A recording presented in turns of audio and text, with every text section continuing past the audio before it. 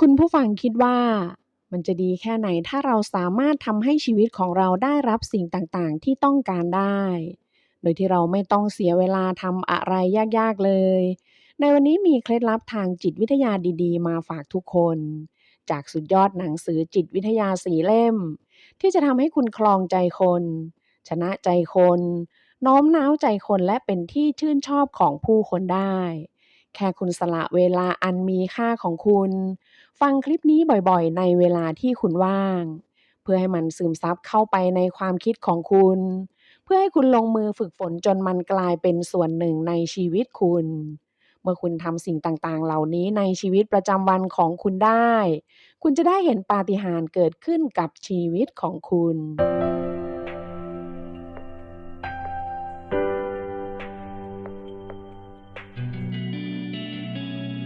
คุณกำลังจะได้เรียนรู้เคล็ดลับที่คนสำเร็จและรวยที่สุดในโลกไม่เคยบอกใคร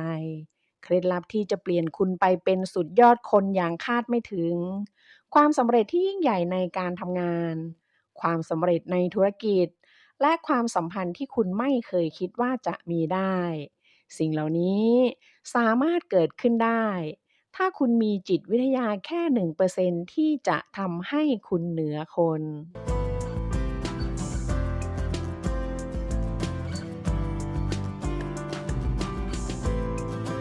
สวัสดีครับคุณผู้ฟังยินดีต้อนรับเข้าสู่ Key Story หนังสือดีเปลี่ยนแปลงชีวิตได้ในวันนี้มีชื่อว่าจิตวิทยาแค่1%ทำให้คุณเหนือคนเขียนโดยคุณเชอร์มานรัตนพงษ์ตระกูลคนที่ประสบความสำเร็จทุกคนจะมี3อย่างที่เหมือนกันคือความรู้ความสามารถและความพยายามแต่มันยังมีอีกสิ่งหนึ่งที่สำคัญมากๆแต่ไม่ค่อยมีใครพูดถึง นั่นก็คือจิตวิทยาในการเอาชนะใจคน คนที่ประสบความสำเร็จล้วนมีทักษะ มีไหวพริบและมีกลยุทธ์ในการเอาชนะใจคนอย่างแยบยลทั้งนั้น พวกเขาคือนักพูดที่ยอดเยี่ยม คือนักขายที่มีเสน่ห์คือนักจูงใจที่เก่งกาจคือผู้นำที่หาใครเทียบยาก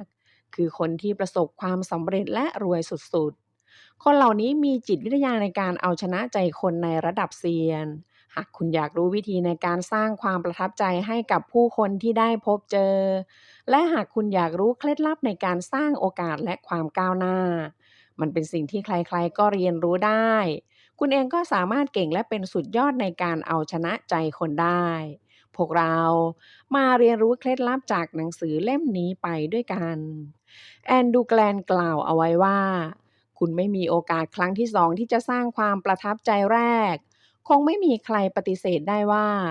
คนเรานั้นจะรู้สึกชอบหรือไม่ชอบคนอื่นเพราะความประทับใจแรก พวกเราจะให้คะแนนความชอบ ความนับถือและความเชื่อถือ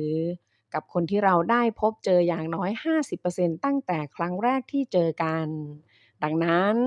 ถ้าคุณคิดจะเอาชนะใจใคร การสร้างภาพลักษณ์ที่ดีให้ตัวเองคือสิ่งแรกที่คุณต้องไม่พลาด เพราะเราไม่มีโอกาสครั้งที่สองที่จะสร้างความประทับใจครั้งแรก การสร้างภาพลักษณ์ที่ดีให้กับตัวเองเป็นเรื่องที่จำเป็น แต่ถ้าหากคุณไม่แคร์ว่าใครจะมองคุณอย่างไร คุณก็ลืมไปได้เลยว่าจะเอาชนะใจใครได้ เพราะถ้าแค่ด่านแรกที่ต้องทำให้คนชอบ คุณยังทำไม่ได้ มันก็ยากที่คุณจะประสบความสำเร็จ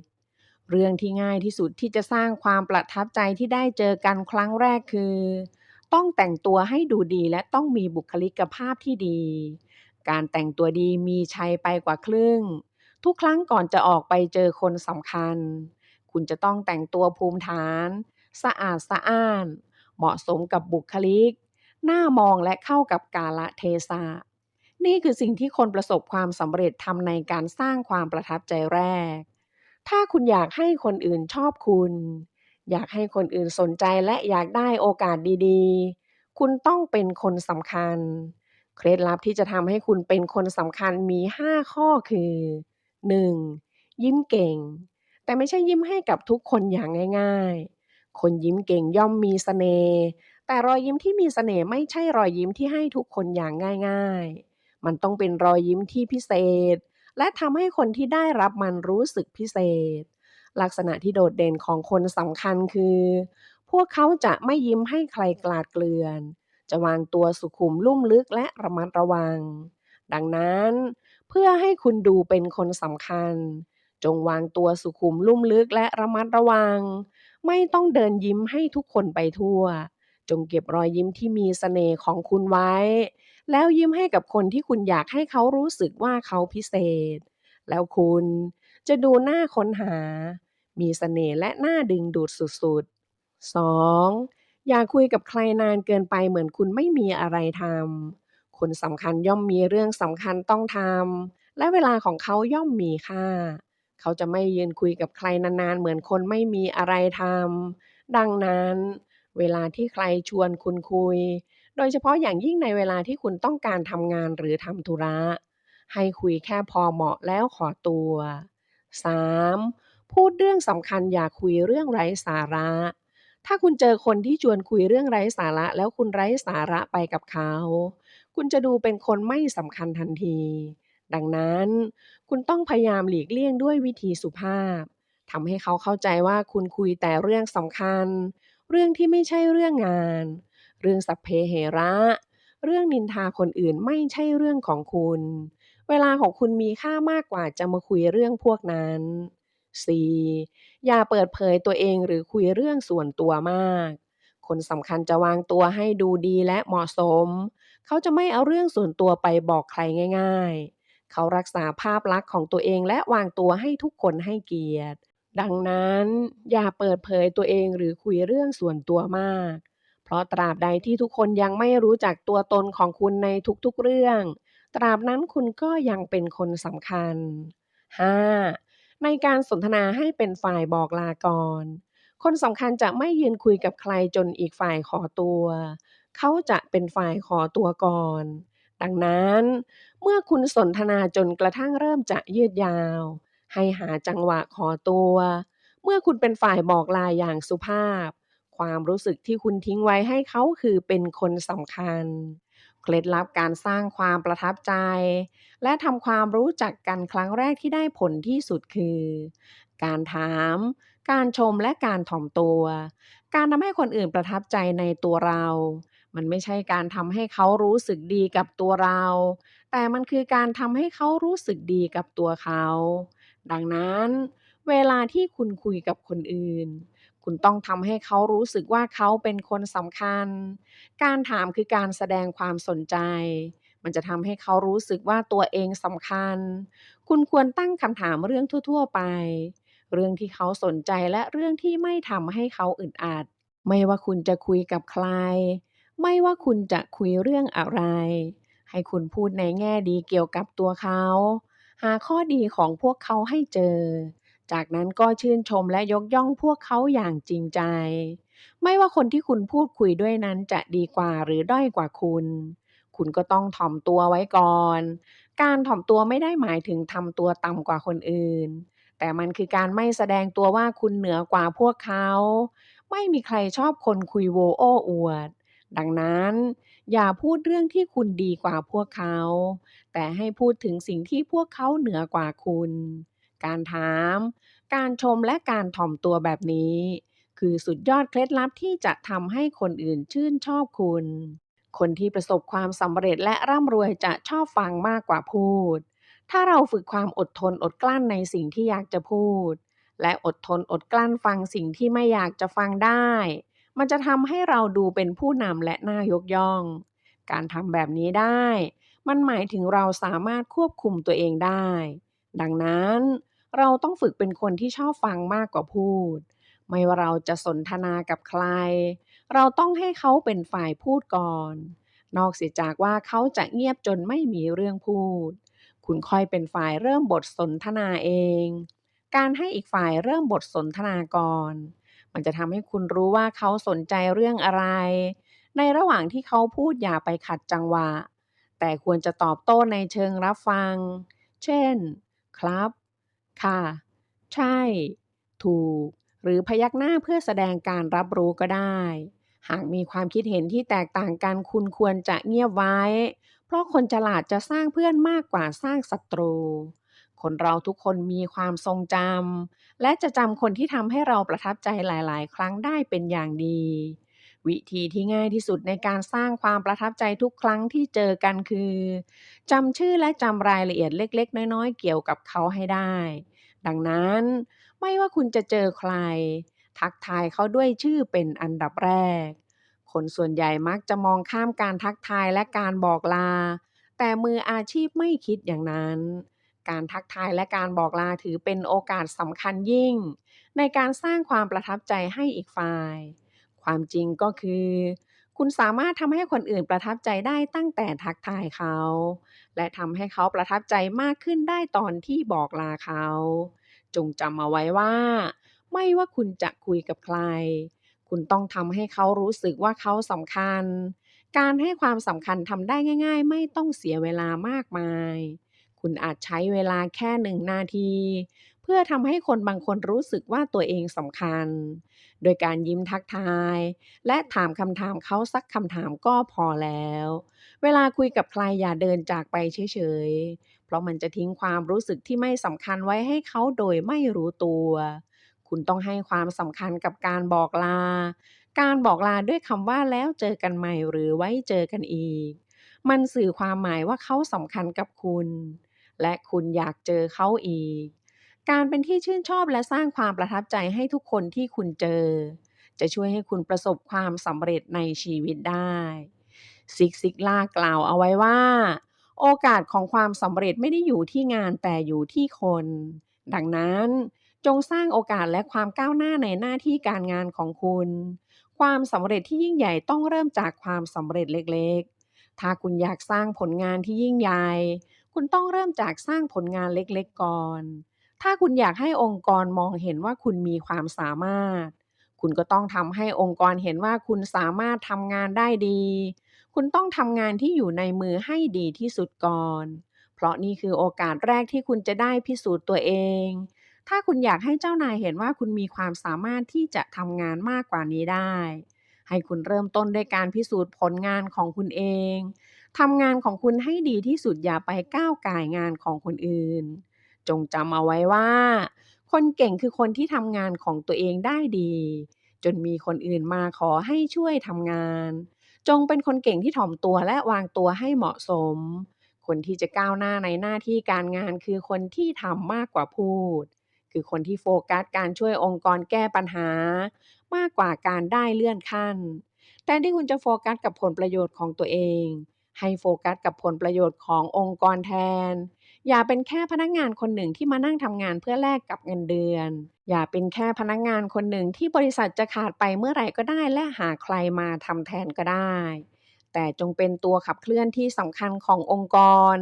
จงทำงานอย่างเต็มที่มีบทบาทในการช่วยแก้ปัญหาและมีส่วนร่วมในความสำเร็จทุกเป้าหมายขององค์กรให้มากที่สุด เมื่อองค์กรมองเห็นความทุ่มเทในการทำงานและผลงานจากความทุ่มเทของคุณความก้าวหน้าการได้เลื่อนขั้นการปรับเงินเดือนและทุกอย่างที่คุณต้องการจะเข้ามาหาคุณเองดังนั้นจงเป็นฝ่ายให้ก่อนแล้วคุณจะได้รับคุณไม่สามารถก้าวหน้าได้ถ้าคุณกลัวที่จะเป็นผู้นำถ้าคุณอยากก้าวหน้าคุณต้องสร้างโอกาสให้กับตัวเอง คุณต้องทำให้องค์กรมองเห็นทั้งความสามารถส่วนตัวและความสามารถในการเป็นผู้นำ คุณต้องเป็นที่ยอมรับของคนอื่นและเข้ากับทุกคนได้ ต้องยอมรับฟังความคิดเห็นของคนอื่น ต้องมีไอเดียที่คนอื่นยอมทำตาม ต้องมีความสามารถในการแก้ปัญหา ใจกว้าง มีน้ำใจและช่วยเหลือคนอื่น คุณต้องเป็นได้ทั้งผู้นำและผู้ตาม ต้องสามารถทำงานเป็นทีมได้ การทำงานในองค์กรย่อมต้องมีการทำงานเป็นทีม ต้องมีโปรเจกต์หรือทำงานบางอย่างร่วมกัน การทำงานเป็นทีมคือโอกาสของการพิสูจน์ตัวเองและความก้าวหน้าเช่นกัน ดังนั้นเป้าหมายของคุณจึงไม่ใช่แค่ตั้งหน้าตั้งตาเพื่อพิสูจน์ความสามารถตัวเอง แต่คุณต้องรู้วิธีตั้งเป้าหมาย3ระดับนี้ด้วย เป้าหมายระดับที่1คุณต้องเป็นที่ยอมรับ มันเป็นไปไม่ได้ที่คุณจะก้าวหน้าถ้าเพื่อนร่วมงานไม่สนับสนุนคุณ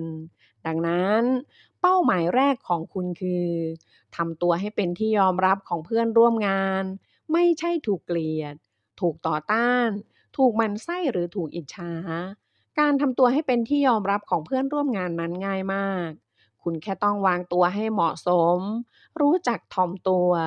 มีมนุษยสัมพันธ์ปรับตัวเข้ากับคนอื่นให้ได้แค่นี้ทุกคนก็จะไม่มีปัญหากับคุณเป้าหมายระดับที่2คุณต้องเป็นที่ชื่นชอบนี่คือเป้าหมายระดับที่พิเศษขึ้นมาอีก เพราะคุณต้องเป็นคนที่เพื่อนร่วมงานชื่นชอบ ไม่ว่าจะชื่นชอบในตัวคุณ บุคลิกภาพและนิสัยของคุณ ซึ่งตรงนี้ต้องใช้การสร้างเสน่ห์และบริหารเสน่ห์ของตัวเองให้เป็น อันดับแรกคุณต้องมีบุคลิกภาพที่ดี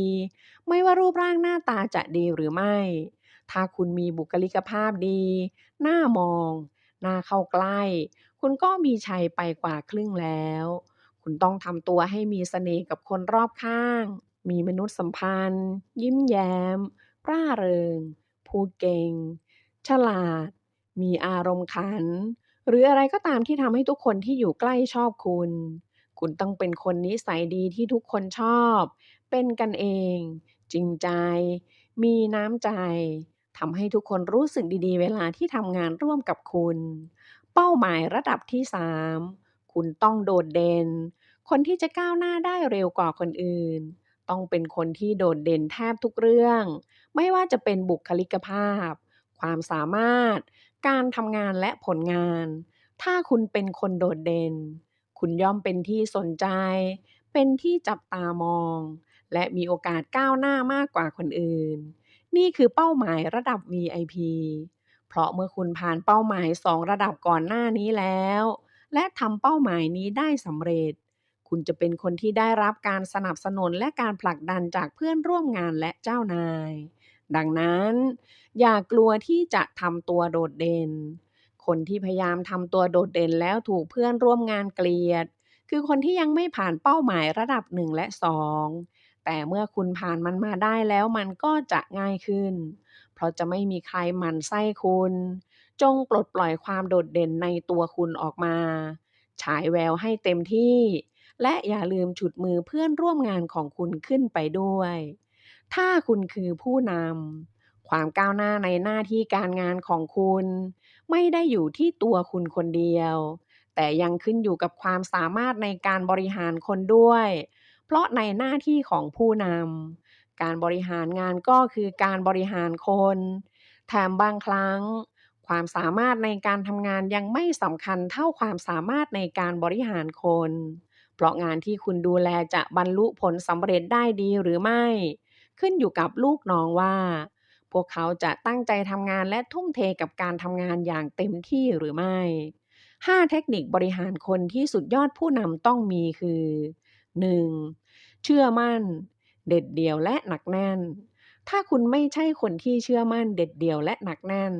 คุณจะเป็นผู้นำใครไม่ได้ เพราะจะไม่มีใครเชื่อถือเชื่อมั่นและคล้อยตามคุณ คุณต้องเชื่อมั่นในตัวเอง เชื่อมั่นในความคิด และเชื่อมั่นในวิสัยทัศน์ของคุณ ต้องไม่มีอะไรมาทำให้คุณหวั่นไหวได้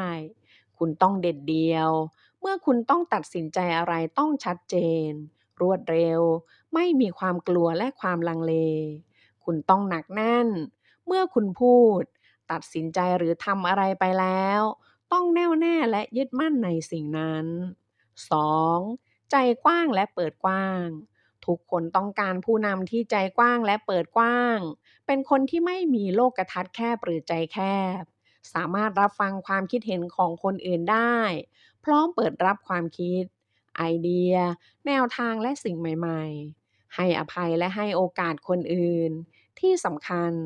ผู้นำที่ดีต้องเป็นคนเปิดเผย ตรงไปตรงมา ทุกคนสามารถเข้าถึง สื่อสารและพูดคุยได้ทุกเรื่อง 3. ให้ความสำคัญกับลูกน้อง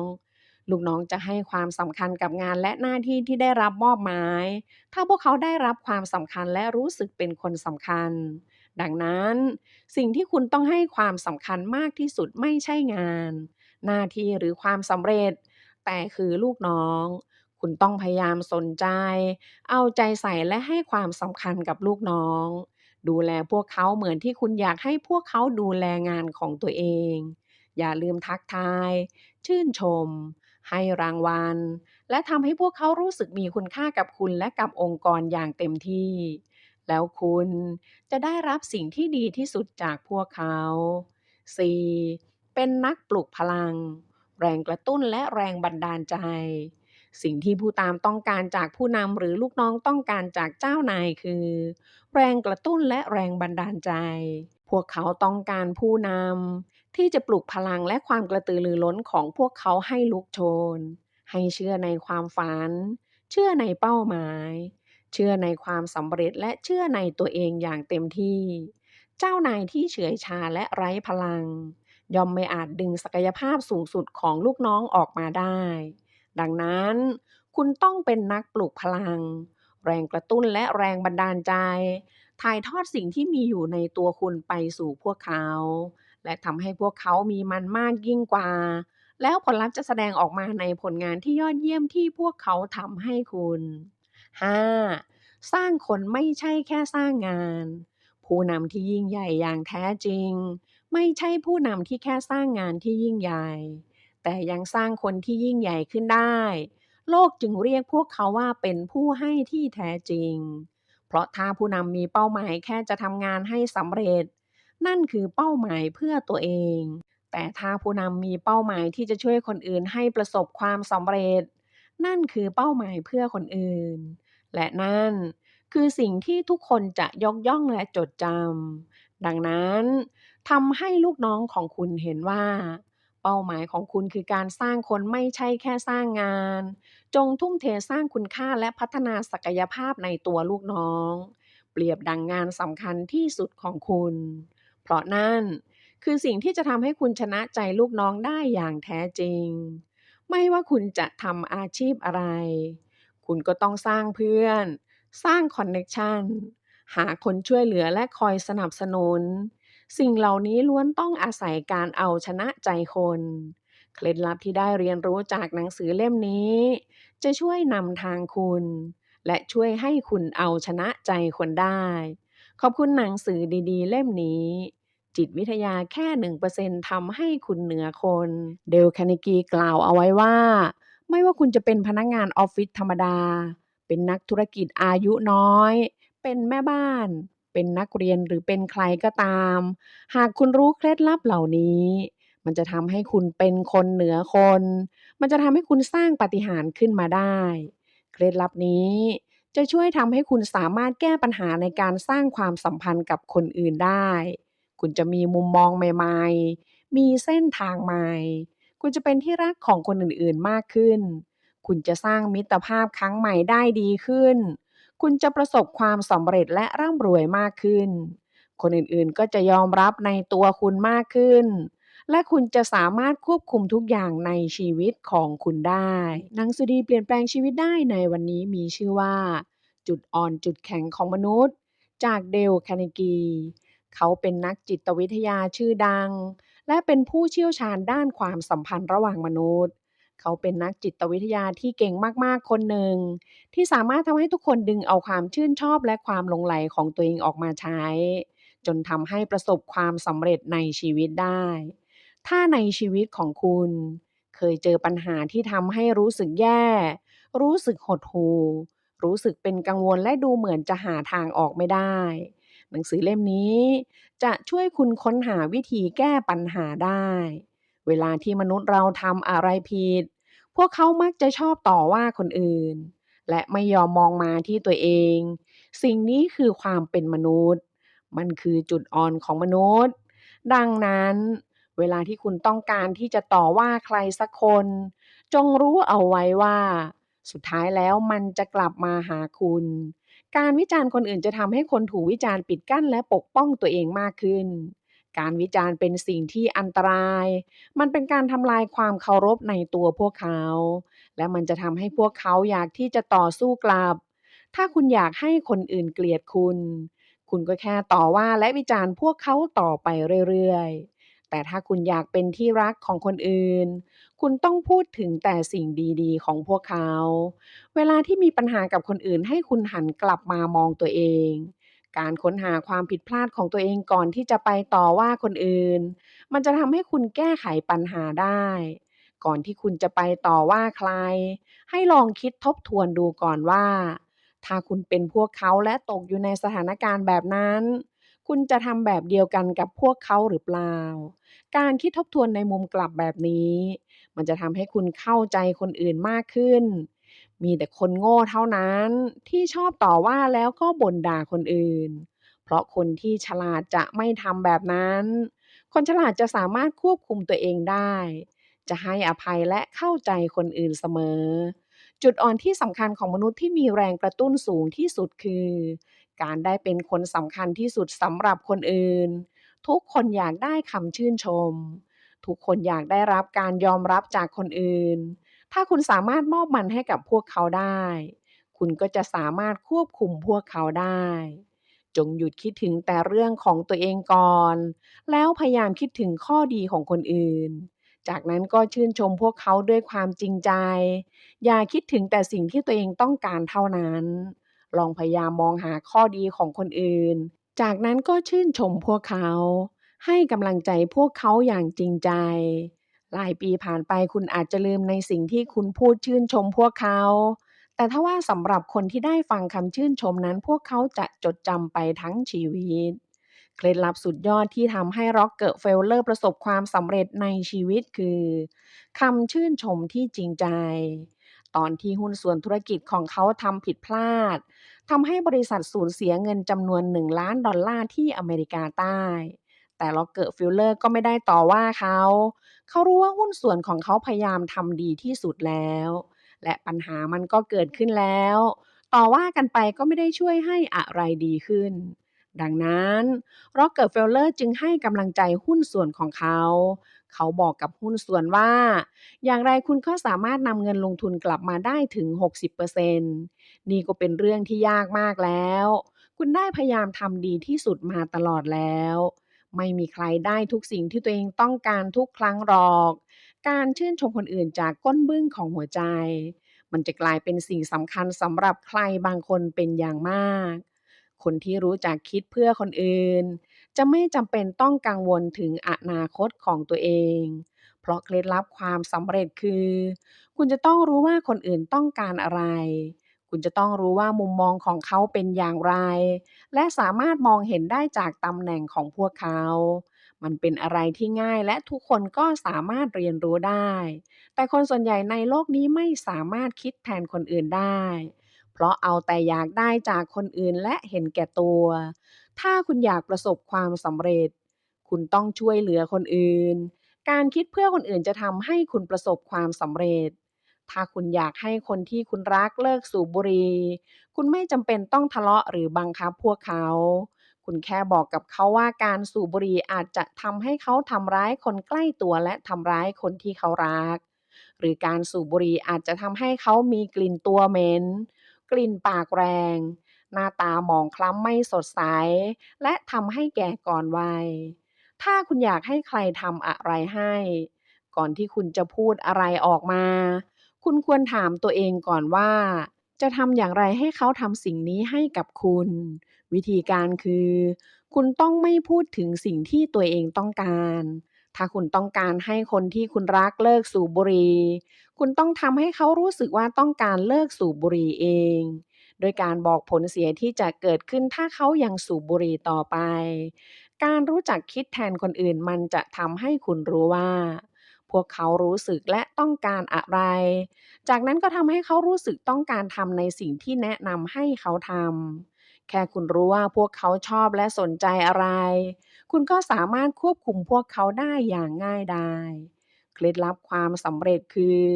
คุณจะต้องรู้ว่าคนอื่นต้องการอะไร คุณจะต้องรู้ว่ามุมมองของเขาเป็นอย่างไร และสามารถมองเห็นได้จากตำแหน่งของพวกเขา คนที่ไม่รู้จักเห็นอกเห็นใจคนอื่น ไม่เคยใส่ใจคนอื่น ชีวิตจะต้องพบกับปัญหาใหญ่ จงใส่ใจคนอื่นอย่างจริงใจ แล้วคุณจะสร้างมิตรภาพที่ดีกับผู้คนได้ จงรักษาจิตใจของตนเองให้ดีอยู่เสมอ จงกล้าหาญจริงใจและมองโลกในแง่ดี การมีจิตใจที่ดีจะช่วยให้คุณเป็นคนมีความคิดสร้างสรรค์ มนุษย์เราสร้างวัฒนธรรมขึ้นมาจากความฝันของพวกเราเองทั้งนั้น ถ้าคุณภาวนาอย่างตั้งใจความฝันของคุณจะกลายเป็นจริงจงมีความสุขเข้าไว้และจงยิ้มให้กับคนอื่นเสมอความหมายของรอยยิ้มบนใบหน้าของคุณนั้นมันจะบ่งบอกคนที่เห็นรอยยิ้มของคุณว่าคุณชอบเขาเขาทำให้คุณมีความสุขและคุณดีใจที่ได้พบเขาแต่ทว่าถ้ารอยยิ้มของคุณไม่จริงใจมันจะเกิดอะไรขึ้น รอยยิ้มไม่สามารถโกหกได้และไม่มีใครต้องการรอยยิ้มที่เสแสร้งรอยยิ้มที่จริงใจเท่านั้นที่มีคุณค่าต่อความรู้สึกและไม่ว่าคุณจะรวยหรือจนคุณก็ต้องการรอยยิ้มรอยยิ้มทำให้ครอบครัวมีความสุขมันสร้างความเชื่อใจสร้างมิตรภาพมันดีกว่าคำพูดสวยหรูหลายเท่าคุณไม่สามารถใช้เงินซื้อรอยยิ้มที่จริงใจได้ ไม่สามารถหยิบยืมจากคนอื่นได้และไม่สามารถขโมยมันมาจากคนอื่นได้เช่นกันถ้าคุณอยากเป็นที่รักจงยิ้มให้คนอื่นอย่างจริงใจและยิ้มจากหัวใจของคุณเดลคาร์เนกีมีศิลปะในการเป็นผู้นำที่ดีเขามีพรสวรรค์ตั้งแต่ยังเด็กตอนอายุ10ขวบเขาค้นพบว่าทุกคนให้ความสำคัญกับชื่อของตัวเอง มีคนมากมายที่พยายามหาเหตุผลให้ตัวเองเวลาจำชื่อคนอื่นไม่ได้แท้จริงแล้วพวกเขาแค่ไม่อยากเสียเวลาไปจำแค่นั้นเองการที่เราจะเป็นคนที่ดูสุภาพได้นั้นเกิดจากการเสียสละเล็กๆน้อยๆการจำชื่อของคนอื่นอาจจะทำให้คุณเสียเวลาแต่มันเป็นสิ่งสำคัญมากๆสำหรับการทำธุรกิจและการเข้าสังคมวิธีที่ง่ายที่สุดในการทำให้คนอื่นรู้สึกดีกับคุณ คือการจำชื่อของทุกคนให้ได้ เพราะมันจะทำให้พวกเขารู้สึกมีความสำคัญ ถ้าคุณอยากให้คนอื่นชื่นชอบคุณ ถ้าคุณอยากเป็นที่รักของคนอื่น จงจำชื่อของทุกคนที่คุณเคยคุยด้วยให้ได้ บางครั้งการรับฟังคนอื่นก็เป็นวิธีที่ดีที่สุดในการให้ความเคารพพวกเขา ถ้าคุณไม่อยากถูกหัวเราะเยาะไม่อยากให้ใครไปจากคุณหรือดูถูกคุณ คุณก็ควรเป็นผู้ฟังที่ดี เวลาที่คนอื่นคุยกันอยู่ คุณอาจรู้สึกว่าคุณมีความรู้มากกว่าพวกเขาในบางครั้ง แต่ทว่าผู้คนที่คุณคุยด้วยนั้นจะให้ความสนใจในสิ่งที่เขาเป็นมากกว่าสิ่งที่คุณเป็น ถ้าคุณอยากเป็นที่รักของคนอื่นก็ต้องเรียนรู้ที่จะรับฟังคนอื่น คุณจะต้องให้ความสนใจกับพวกเขาก่อน ต้องตั้งคำถามในสิ่งที่พวกเขาชื่นชอบและอยากจะตอบ ต้องเชียร์ให้พวกเขาพูดในสิ่งที่พวกเขาอยากจะพูด ดังนั้นจงตั้งใจฟังคนคนหนึ่งพูดอย่างจริงใจ แล้วคุณจะกลายเป็นคนที่พวกเขาชื่นชอบ บทสนทนาที่จะเป็นความทรงจำไม่มีวันลืมคือบทสนทนาที่คุณให้คนที่คุณคุยด้วยได้พูดถึงสิ่งที่พวกเขาสนใจและมีความรู้เกี่ยวกับมันเป็นอย่างดี จงเลือกหัวข้อที่คนที่คุณคุยด้วยชื่นชอบ แล้วคุณจะเป็นที่ชื่นชอบ ถ้าคุณเริ่มต้นได้ด้วยการหาจุดเด่นของคนอื่น มันจะทำให้คุณรู้ว่าพวกเขามีจุดเด่นอะไร จากนั้นคุณก็ชื่นชมพวกเขาจากใจจริง คุณจะต้องทำให้พวกเขารู้สึกว่าพวกเขาเป็นคนสำคัญ คนเราคาดหวังจะให้คนอื่นๆรอบตัวให้การยอมรับ คนเราอยากที่จะให้ตัวเองเป็นที่สนใจของคนอื่น ไม่มีใครต้องการให้คนอื่นมาเสแสร้งทุกคนต้องการให้คนอื่นมีความจริงใจกับตัวเองทั้งนั้น คนเราทุกคนต่างก็คาดหวังว่าจะมีเพื่อนที่จริงใจ มีเพื่อนแท้ที่รักและปรารถนาดีต่อกันจริงๆ ดังนั้นสิ่งที่คนเราทุกคนต้องการจากคนอื่นก็ต้องรู้จักที่จะมอบให้คนอื่นด้วย ถ้าจะถามว่าจะต้องทำเมื่อไรทำที่ไหนคำตอบก็คือทำได้ทุกที่ทุกเวลา ถ้าคุณอยากทำให้คนอื่นจดจำคุณได้ คุณจะต้องทำให้พวกเขารู้สึกว่าพวกเขามีความสำคัญกับคุณ และรู้สึกได้ว่าคุณมีความจริงใจให้กับพวกเขา ถ้าคุณอยากมีชีวิตที่มีความสุข ก็อย่าต่อว่าใครมากเกินไป แต่คุณควรจะชื่นชมพวกเขา เวลาที่พูดคุยกับพวกเขา ก็แค่ทำให้พวกเขาพูดถึงตัวเองให้มากขึ้น ทำให้พวกเขารู้สึกเป็นคนสำคัญสำหรับคุณ แล้วคุณจะชนะใจพวกเขาได้ คุณไม่สามารถเอาชนะคนอื่นได้ด้วยการโต้เถียง เพราะเวลาที่คุณโต้เถียงกับใครสักคนคุณจะไม่ได้อะไรเลย ไม่ว่าคุณจะชนะหรือแพ้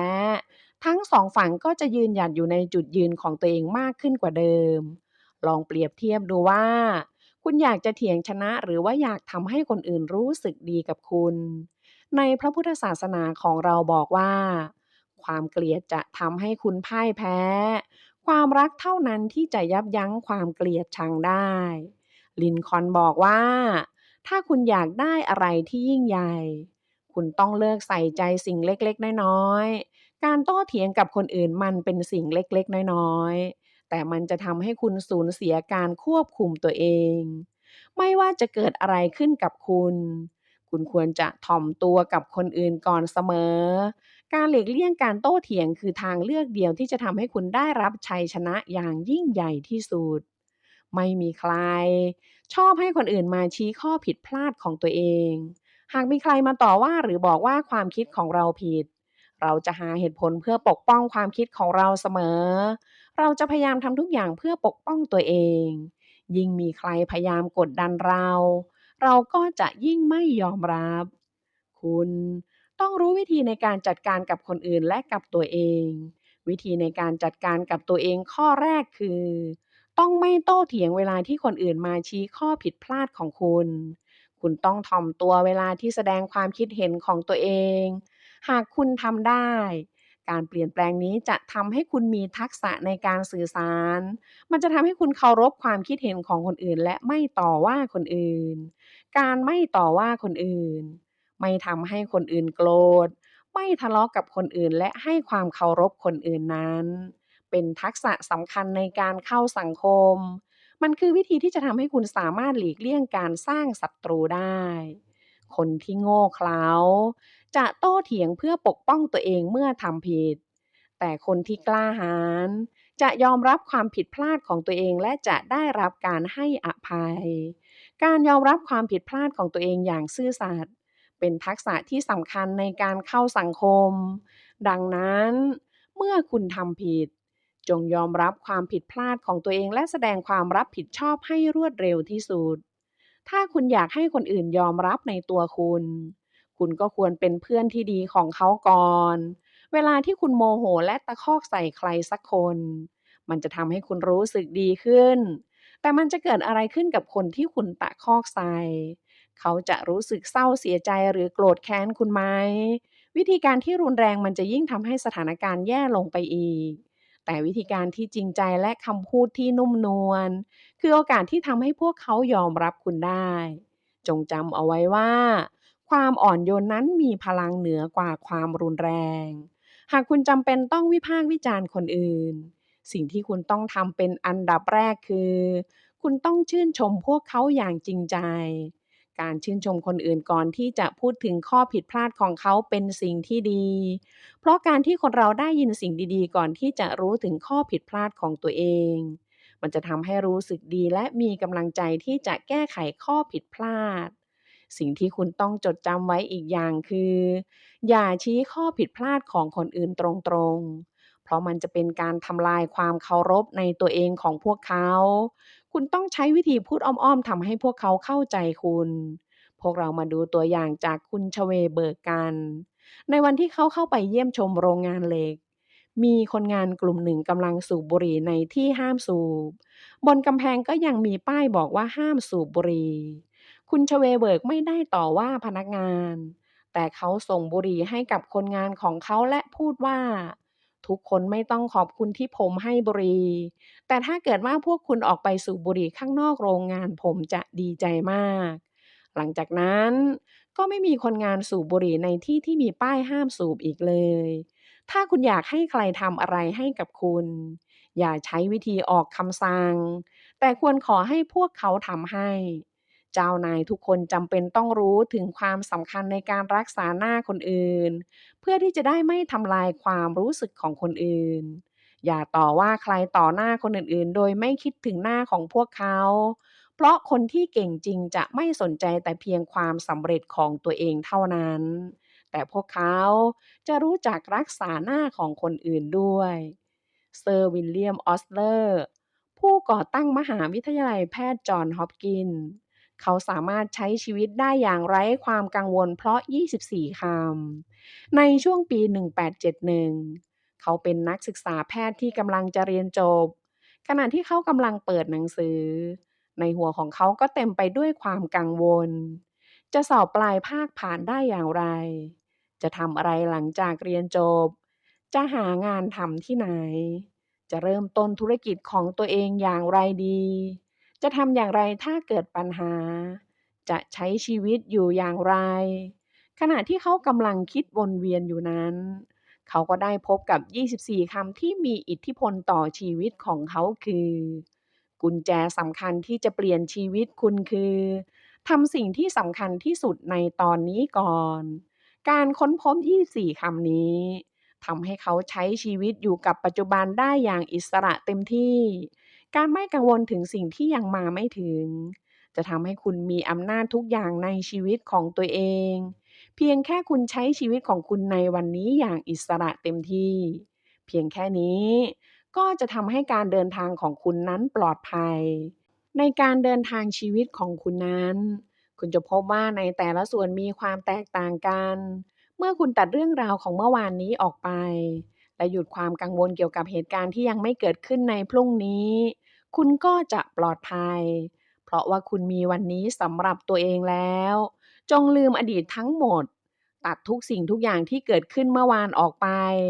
อย่าแบกรับเรื่องหนักๆในอดีตพวกนั้นไว้ เพราะมันจะส่งผลกระทบกับคุณในวันนี้ คุณควรจะเก็บสิ่งที่แย่ๆพวกนั้นเอาไว้นอกประตู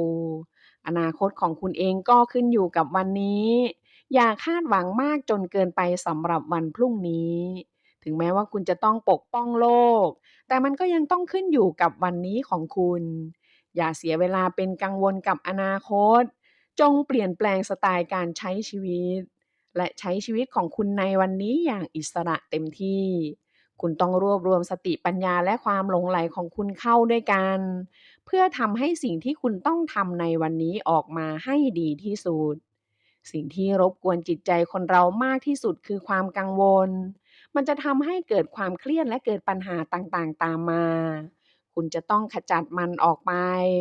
วิธีที่จะช่วยให้คุณขจัดความกังวลมี 3 ขั้นตอนดังนี้ ขั้นตอนแรก สงบนิ่งเวลาวิเคราะห์ปัญหา ขั้นตอนที่ 2 ยอมรับผลลัพธ์ที่แย่ที่สุดให้ได้ โน้มน้าวตัวเองให้ยอมรับผลลัพธ์ที่แย่ที่สุด เมื่อยอมรับผลลัพธ์ที่แย่ที่สุดได้ จะทำให้ปล่อยวางได้ สงบนิ่งได้และเผชิญหน้ากับทุกอย่างต่อไปได้ ขั้นตอนสุดท้าย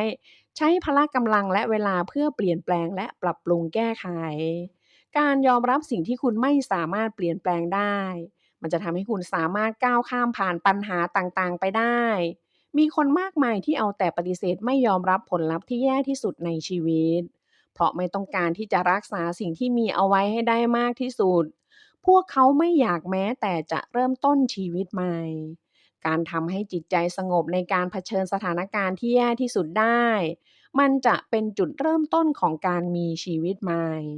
เพราะมันไม่มีอะไรที่จะต้องสูญเสียไปมากกว่านี้อีกแล้ว ดังนั้น เวลาที่คุณกังวลจงถามตัวเองว่า ผลลัพธ์ที่แย่ที่สุดคืออะไร จากนั้นก็ยอมรับผลลัพธ์ที่แย่ที่สุดนี้ แล้วก็เตรียมพร้อมที่จะเผชิญหน้ากับมัน ใจเย็นๆและค่อยๆคิด พยายามหาทางที่ดีที่สุดเพื่อที่จะแก้ไขปัญหาให้ได้ ถ้าคุณสละเวลาวิเคราะห์ความจริง คุณก็จะมีสติปัญญาที่จะสามารถแก้ไขความกังวลทุกอย่างของคุณได้ ชีวิตของคนเรานั้นสั้นมาก แต่เวลาส่วนใหญ่ของเราก็หมดไปกับการกังวลกับสิ่งเล็กๆน้อยๆที่เกิดขึ้นในชีวิตของเรา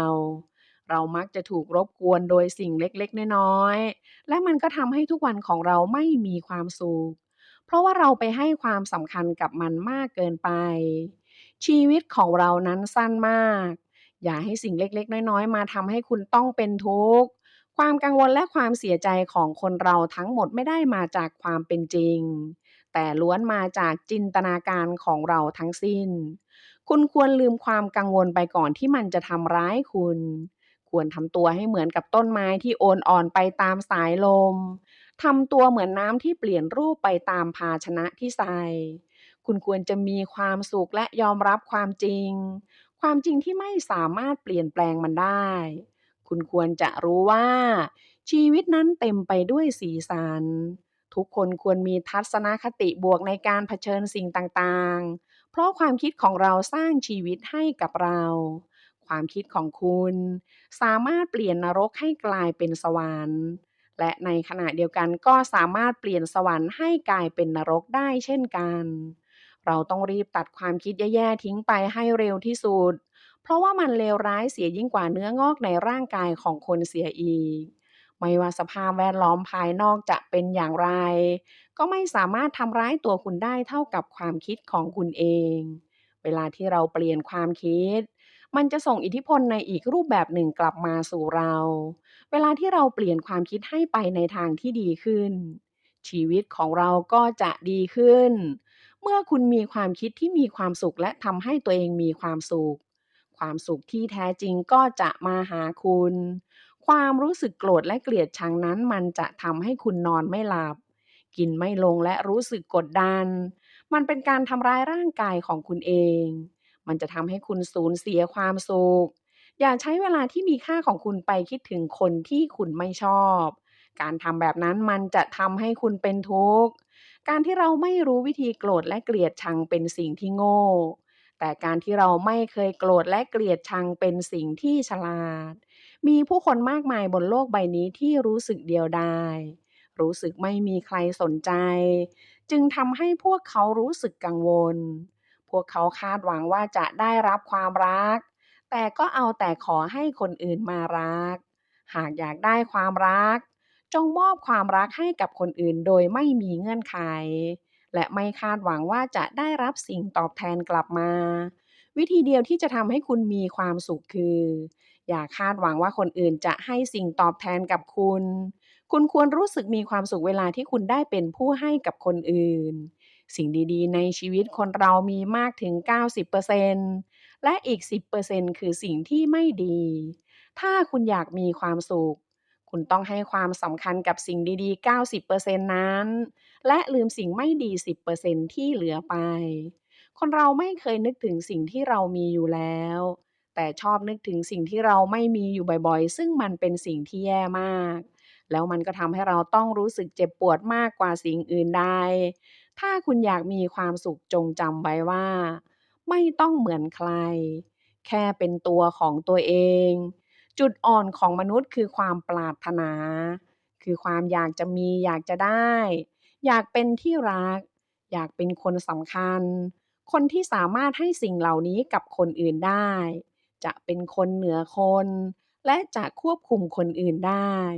จุดแข็งของมนุษย์คือการขจัดและแก้ปัญหา คนที่มีทัศนคติที่ดี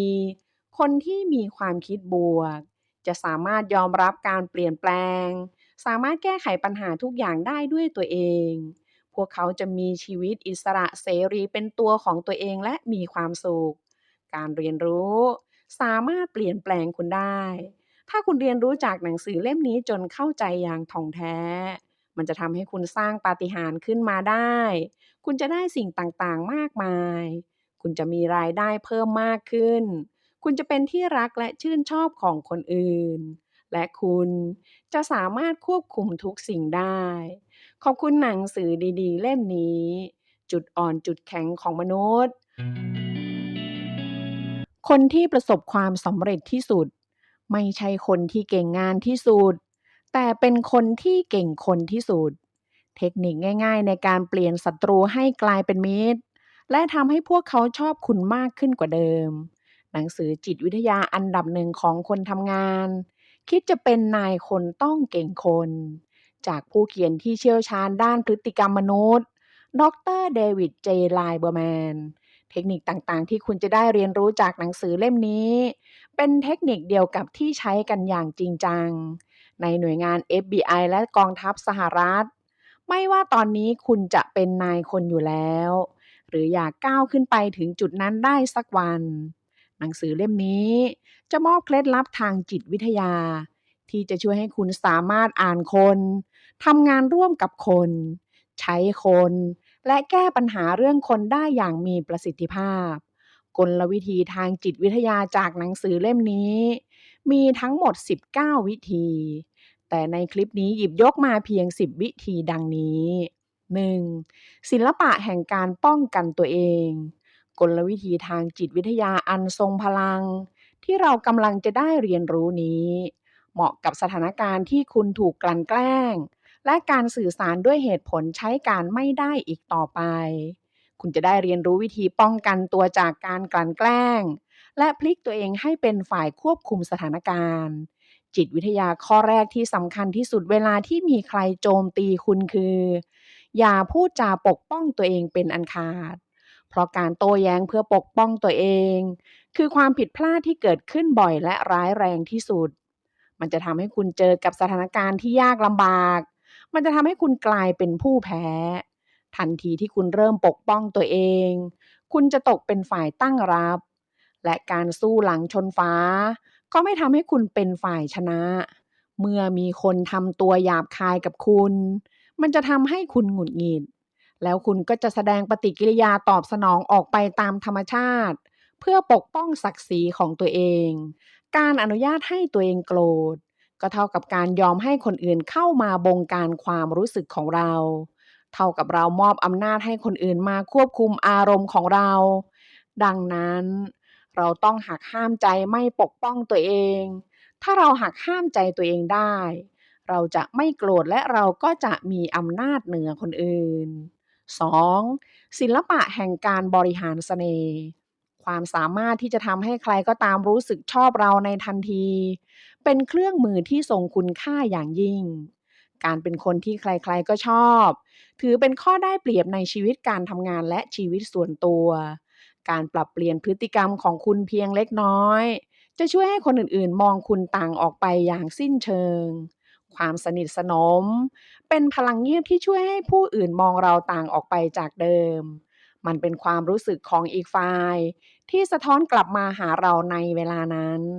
ซึ่งจะทำให้เกิดความรู้สึกใกล้ชิดหรือแม้แต่มีอำนาจดึงดูดที่แรงกล้าได้เมื่อคุณเรียนแบบใครสักคนไม่ว่าจะเป็นพฤติกรรมค่านิยมลักษณะนิสัยภาพลักษณ์คำพูดหรือสิ่งใดก็ตาม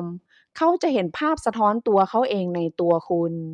สมองของเขาจะสั่งการว่าเธอคือฉันดังนั้นคนที่เหมือนกันจึงรู้สึกดีต่อกันคุณเคยสังเกตไหมว่าคุณรู้สึกดีแค่ไหนที่ได้อยู่ใกล้กับคนที่มีความปรารถนาดีต่อผู้อื่นมีจิตใจดีและเป็นคนอบอุ่นในทางกลับกันลองคิดดูว่าคุณจะรู้สึกรำคาญแค่ไหนหากต้องใช้เวลาเพียง5นาทีกับคนที่ชอบจับผิดทุกคนและทุกเรื่องตลอดเวลาการเป็นคนที่ทำให้ผู้อื่นรู้สึกดีจะช่วยทำให้เสน่ห์แผ่ซ่านไปทั่วกายคุณส่วนประกอบที่น่าหลงใหลมากที่สุดของความมีเสน่ห์ก็คือความอ่อนน้อมถ่อมตนเมื่อไม่มีศักดิ์ศรีเข้ามาเกี่ยวข้องเราจะเชื่อมโยงกับคนอื่นได้อย่างง่ายดายในทางตรงกันข้ามคนที่หยิ่งยโสจะนึกถึงแต่เรื่องของตัวเองจนไม่เหลือที่ว่างให้กับคนอื่นเลยหลายคนเข้าใจผิดคิดว่าความอ่อนน้อมถ่อมตนคือความอ่อนแอแท้จริงแล้วมันคือความเข้มแข็งต่างหากคนเรามักรู้สึกหลงใหลและชื่นชมคนที่มีสำนึกผิดชอบชั่วดีเมื่อคุณยึดมั่นในความถูกต้องผู้คนก็จะชื่นชอบคุณอย่างไม่เสื่อมคลายไม่มีใครอยากอยู่ใกล้คนที่มองโลกในแง่ร้ายเจ้าอารมณ์และโมโหฉุนเฉียวอยู่ตลอดเวลาเราทุกคนต่างชื่นชอบและชื่นชมคนที่มีมุมมองที่ดีและมีความสุขทัศนคติในเชิงบวกก็เหมือนกับความมั่นใจมันจะช่วยเปลี่ยนคุณให้กลายเป็นสุดยอดแม่เหล็กที่สามารถดึงดูดผู้คนเข้ามาและทำให้ทุกคนชอบคุณได้ 3. วิธีเปลี่ยนศัตรูให้กลายเป็นมิตรที่ดีที่สุดในการเปลี่ยนศัตรูให้กลายเป็นมิตรนั้นผู้เขียนมีกฎง่ายๆ9ข้อดังนี้กฎข้อที่1สร้างความรู้สึกที่ดีต่อกันเคล็ดลับที่ทำให้กฎข้อนี้มีประสิทธิภาพคือให้บอกผ่านบุคคลที่3อย่างจริงใจว่า คุณชอบและนับถืออะไรในตัวคู่อริของคุณอาจเป็นการแสดงความชื่นชอบในจุดยืนของเขาคนนั้นหรืออาจเป็นสิ่งที่เขาทำจนประสบความสำเร็จเมื่อเสียงชื่นชมของคุณไปถึงหูเขาคุณจะประหลาดใจว่าเขาเปลี่ยนท่าทีมาเป็นมิตรกับคุณอย่างรวดเร็วแค่ไหนไม่ว่าเขาคนนั้นจะเป็นใครจงจำเอาไว้ว่า ใครๆก็อยากรู้สึกว่ามีคนชื่นชมตัวเองกันทั้งนั้นกฎข้อที่2ทักทายอีกฝ่ายด้วยความกระตือรือร้นอย่างจริงใจรอยยิ้มสร้างปาฏิหาริย์ได้โดยเฉพาะกับคู่อริของคุณจงทักทายเขาด้วยรอยยิ้มที่จริงใจเพราะมันคือการส่งสารว่าคุณยินดีที่ได้เจอเขามันจะทำให้เขารู้สึกดีกับตัวเองและตัวคุณด้วยกฎข้อที่3ให้การสนับสนุน จงจำเอาไว้ว่าคุณจะไม่ได้อะไรเลยจากการทำตัวเป็นฝ่ายถูกและพยายามทำให้ใครเห็นว่าคุณเป็นคนฉลาดในทางตรงกันข้ามการยอมรับว่าคนอื่นมีมุมมองที่น่าสนใจและชาญฉลาดต่างหากที่จะทำให้คุณได้ทุกสิ่งที่ต้องการกฎข้อที่4ยกประโยชน์ให้คู่อริของคุณจงคิดตั้งแต่แรกว่า เขาคงมีเหตุผลที่ต้องมาเป็นคู่อริกับคุณ อย่าถือสาหาความถ้าเขาร้ายกับคุณและไม่ให้เกียรติคุณ แม้ว่าสิ่งที่เขาทำจะชวนทะเลาะ แต่การกระทำของคุณในตอนนี้ต่างหากที่จะเปลี่ยนการกระทำของเขาในอนาคตได้กฎข้อที่5บอกให้เขารู้ว่าคุณรู้สึกซาบซึ้งใจ การเก็บหอมรอมริบไมตรีจิตเอาไว้ล่วงหน้า จะให้ผลตอบแทนอย่างคุ้มค่ากับคุณในอนาคต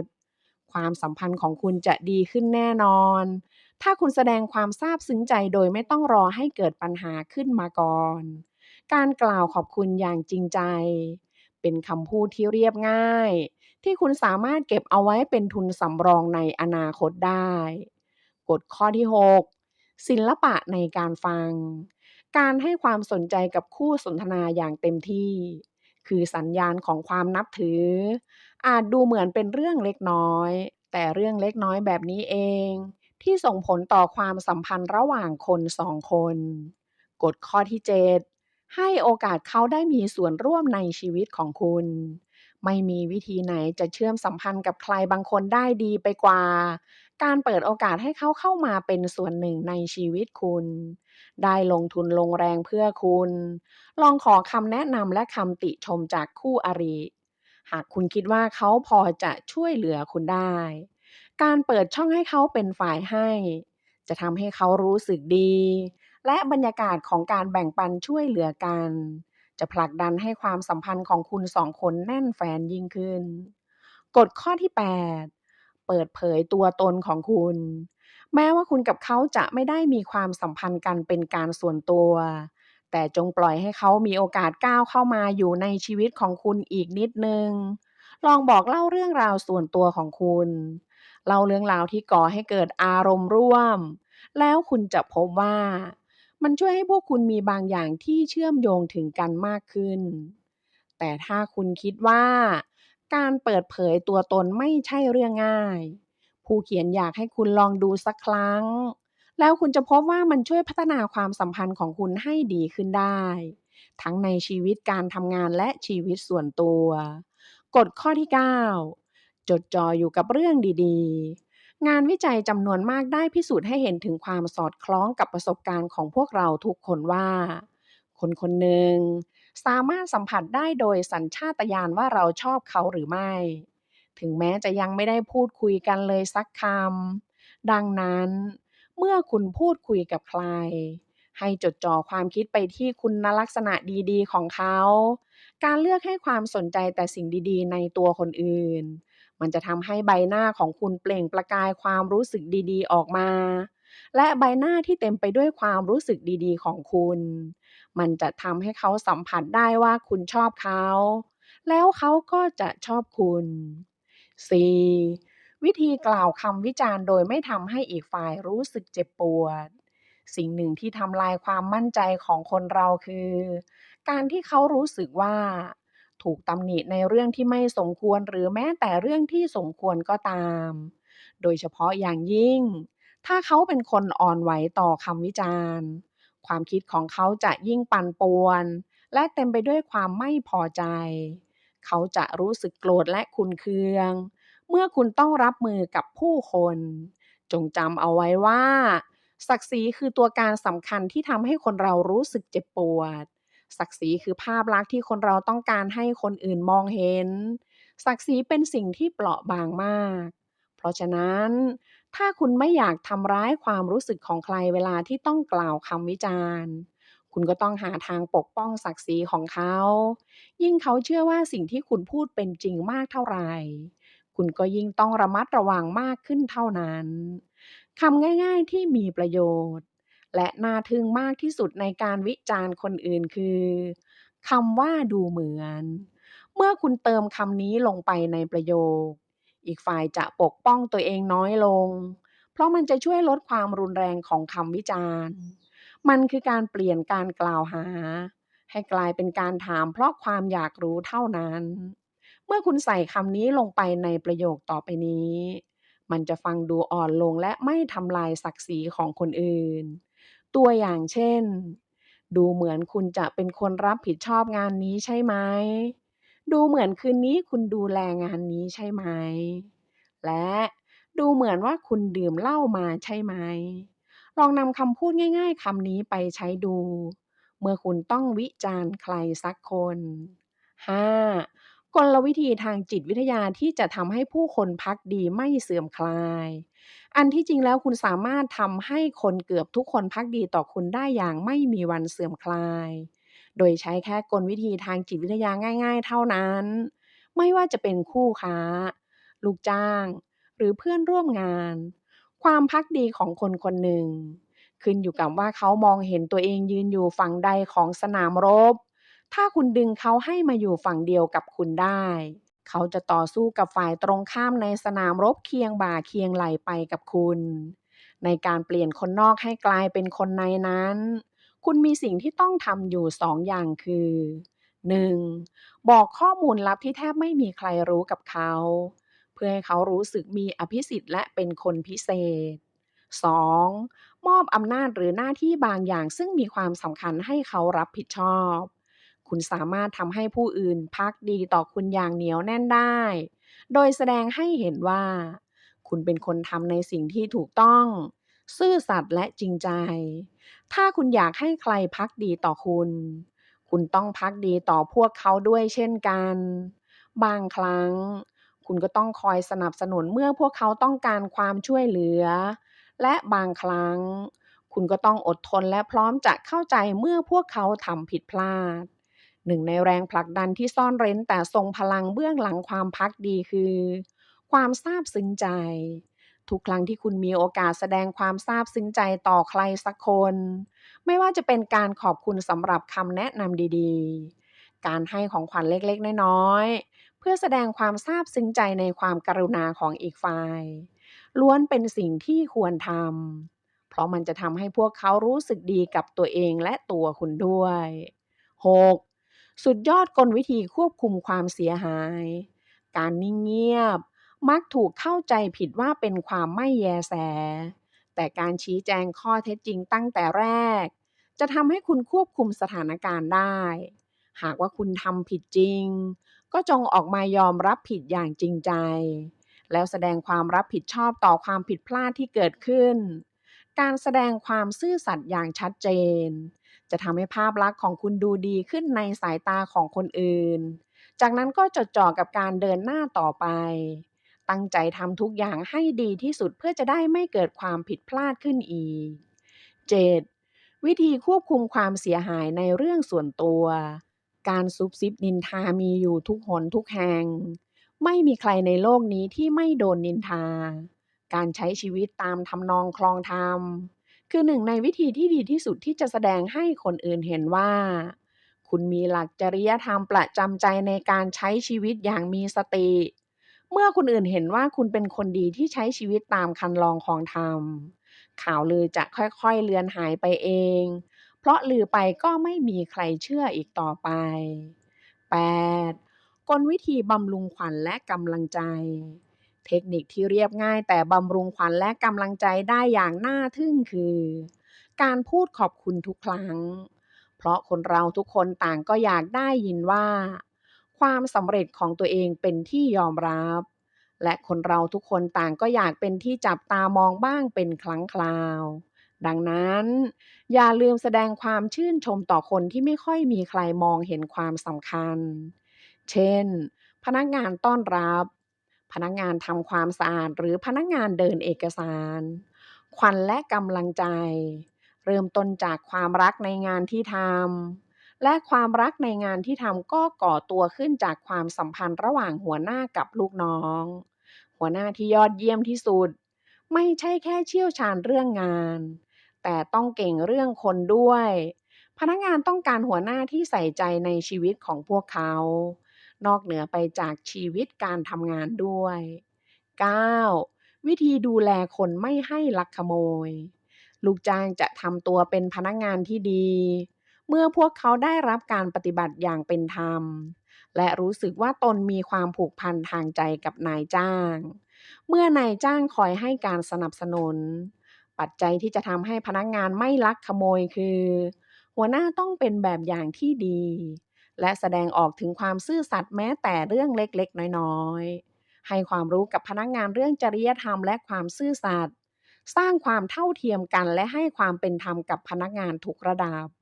ปลูกฝังทัศนคติที่ทรงพลังสู่จิตใต้สำนึกของพนักงานว่าการลักขโมยเป็นเรื่องที่ผิดห้ามไม่ให้ทำโดยเด็ดขาดมันตรวจสอบการทำงานของพนักงานอยู่เสมอเพื่อป้องกันไม่ให้พนักงานลักขโมย 10. จะทำอย่างไรเมื่อมีคนไม่ชอบขี้หน้าในการทำงานความขัดแย้งในเรื่องนิสัยใจคออาจทำให้เกิดความกังวลเล็กๆน้อยๆไปจนถึงหายนะที่ไม่เพียงแต่กระทบใครคนหนึ่งเท่านั้นแต่ยังรวมถึงคนอื่นๆด้วยการกระทบกระทั่งเช่นนี้เป็นเหตุให้เสียสมาธิทำงานไม่เสร็จตรงตามเวลาและสร้างความอึดอัดใจให้กับคนทำงาน ความขัดแย้งประเภทนี้ทำให้ขวัญกำลังใจตกต่ำทำให้ความรู้สึกดีๆเหือดหายทั้งยังสร้างรอยร้าวให้กับการทำงานเป็นทีมด้วยกลวิธี3ขั้นตอนต่อไปนี้สามารถนำไปแก้ปัญหาได้ขั้นตอนที่1สร้างความนับถือขึ้นมาใหม่เหตุผลที่ทำให้อีกฝ่ายหนึ่งปฏิบัติต่ออีกฝ่ายโดยขาดความนับถือ ก็เพราะเขารู้สึกไม่ได้รับความนับถือนั่นเอง ดังนั้นต้องทำให้ทั้งสองฝ่ายรู้ว่าจริงๆแล้วอีกฝ่ายก็นับถือในวิธีการทำงานบางสิ่งบางอย่าง อีกทั้งยังพร้อมจะสนับสนุนและชื่นชมในจุดยืนของอีกฝ่ายด้วย ขั้นตอนที่2บอกให้รู้ถึงผลกระทบที่เกิดขึ้นกับอีกฝ่ายทำให้ทั้งสองฝ่ายรู้ว่าถึงแม้จะไม่พูดตรงๆ แต่ก็รู้ว่าใส่ใจความคิดของกันและกันมาก และอีกฝ่ายก็อาจกำลังต้องการกำลังใจอยู่เช่นกัน การพูดคำพูดดีๆเพื่อให้กำลังใจกันและกันจะทำให้ต่างฝ่ายต่างรู้สึกดีขึ้น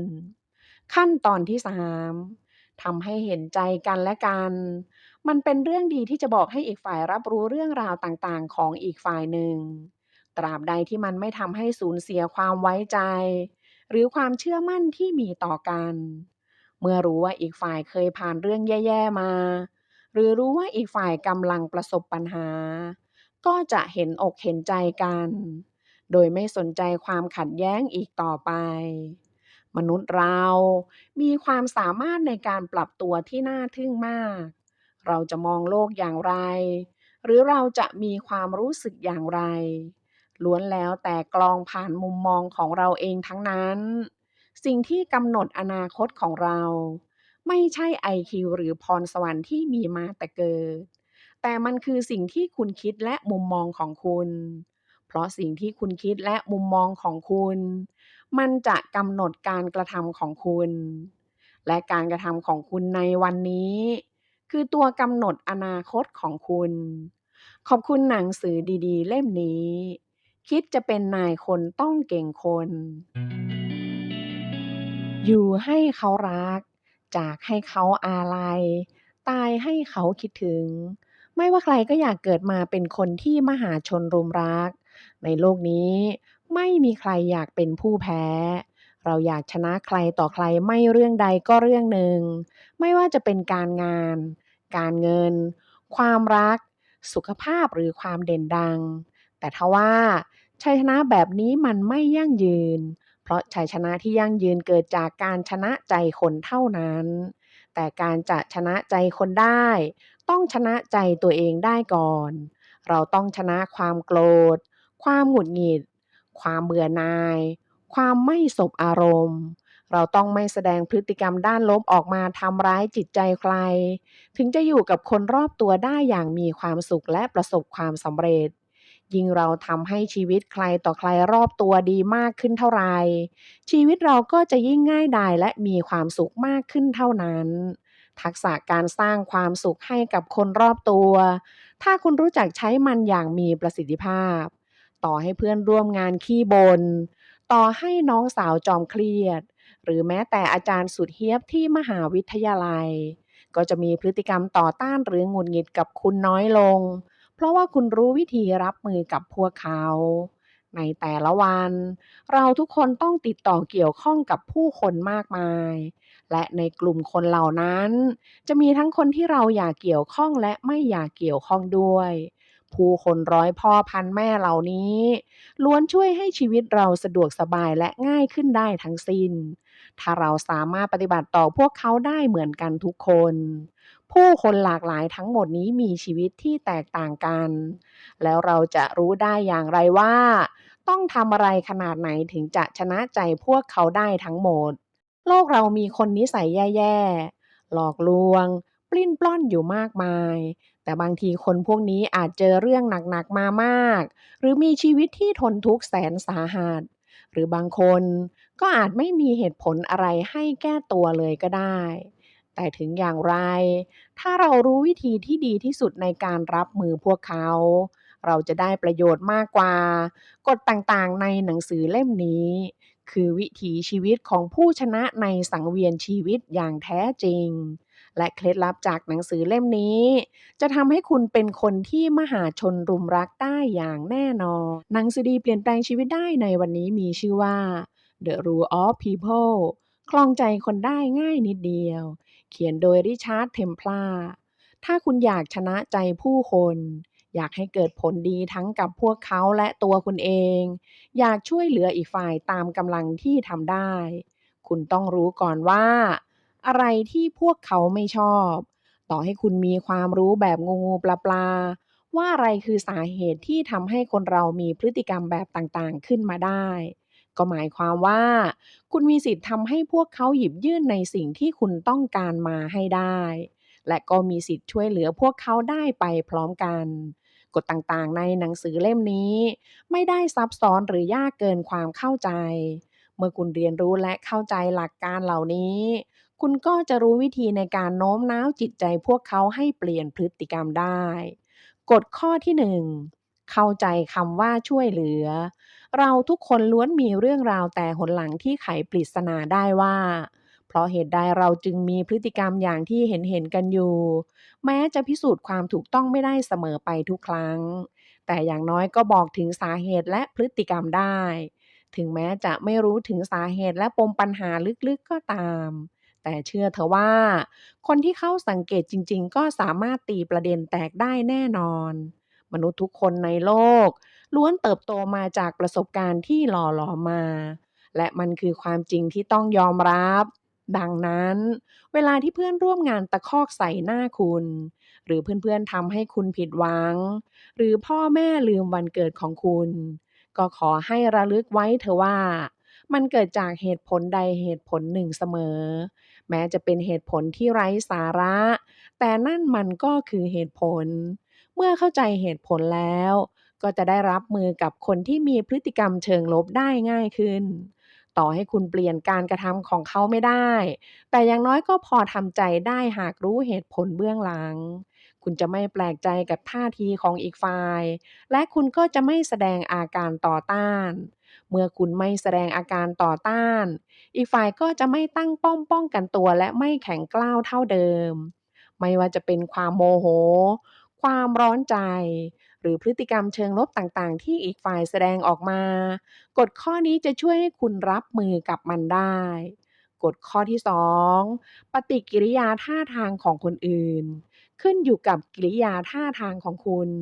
มนุษย์เราเป็นสัตว์สังคมที่ไม่ได้เดินโดดเดี่ยวเราจึงต้องมีปฏิสัมพันธ์กับคนอื่น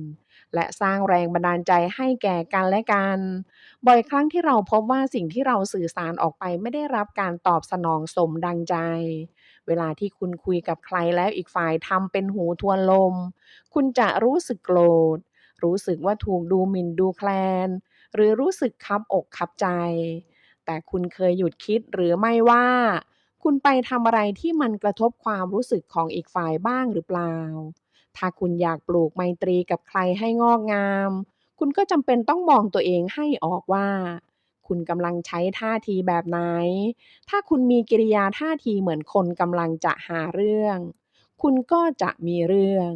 ถ้าคุณทำท่าทางงอๆเป็นหมู่สนาม คนอื่นก็จะเอาเปรียบคุณ แต่ถ้าคุณแสดงความมั่นอกมั่นใจ คนอื่นก็จะเชื่อว่าคุณชำนาญงานนั้นๆกฎข้อนี้เหมือนจะรู้ๆกันอยู่ แต่ยังมีคนอีกมากที่ไม่เข้าใจกฎนี้เลย บางครั้งท่าทีที่คุณแสดงออกอาจเกิดจากการพลั้งเผลอโดยไม่รู้ตัว ดังนั้นถ้าคุณเห็นว่าการสนทนาไม่ราบรื่น ก็ลองตรวจสอบตัวเองก่อนว่าคุณแสดงท่าทีอะไรออกไป ถ้าคุณอยากให้การเจรจาสำเร็จผลตามเป้าหมาย ก็จงนำกฎข้อนี้ไปลองใช้ดูกฎข้อที่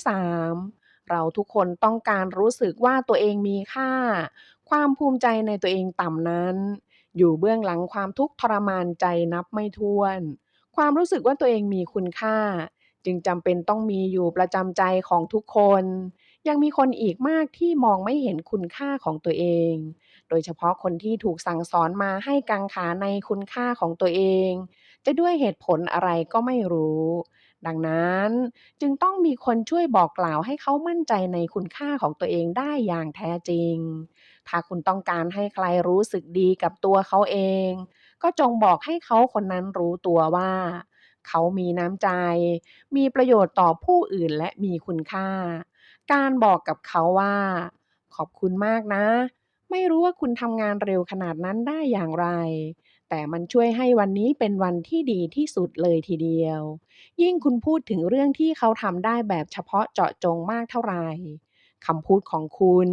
ก็ยิ่งจริงใจและน่าเชื่อถือมากขึ้นเท่านั้น การพูดให้อีกฝ่ายเห็นคุณค่าในตัวเองจะช่วยให้เขาเต็มใจร่วมมือกับคุณมากกว่าเดิม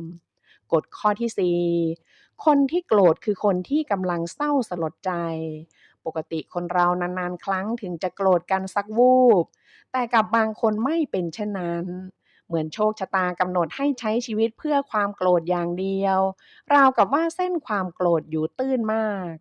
จี้จุดนิดเดียวก็ระเบิดอารมณ์โกรธออกมาได้แล้วลองนึกดูว่าในยามโกรธคุณรู้สึกอย่างไรไม่มากก็น้อยคุณต้องรู้สึกพาลหรือเกเรมากขึ้นอารมณ์โกรธไม่ใช่อารมณ์การยอมแพ้เพราะคุณสามารถใช้มันเป็นแรงผลักดันเชิงบวกได้ ทั้งยังเป็นกุญแจสำคัญในการทำความเข้าใจคนขี้โมโหอีกด้วย คนขี้โมโหจะใช้อารมณ์กลาดเกลี้ยวมากลบเกลื่อนความรู้สึกอ่อนแอและอับจนหนทางที่พวกเขาไม่อยากรู้สึกเอาไว้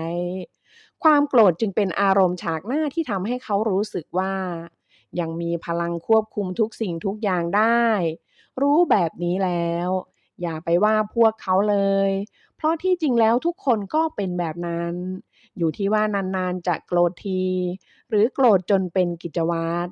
ถ้าใครมีเพื่อนฝูงญาติพี่น้องเพื่อนร่วมงานหรือคนรู้จักที่ขี้โมโหจนเกินเยียวยาขอให้คุณเข้าใจว่ารากเหง้าของปัญหาอาจเกิดขึ้นมานานแสนนานแล้วความรู้ความเข้าใจว่าคนเหล่านี้มีความโศกเศร้าหดหู่สิงสู่ในจิตใจ จะช่วยให้คุณอยู่ร่วมกับพวกเขาได้ง่ายขึ้นแม้คนที่มีนิสัยขี้โมโหจะดูไม่น่ารักน่าเห็นใจเท่าไรแต่ก็ยังสมควรได้รับความเห็นใจจากคุณกฎข้อที่5ลูกจะทำอย่างที่คุณทำถ้าคุณคาดหวังให้ลูกๆทำตัวแบบไหนคุณต้องทำแบบนั้นให้พวกเขาเห็นเป็นแบบอย่าง ไม่ว่าจะเป็นเรื่องความเป็นระเบียบเรียบร้อย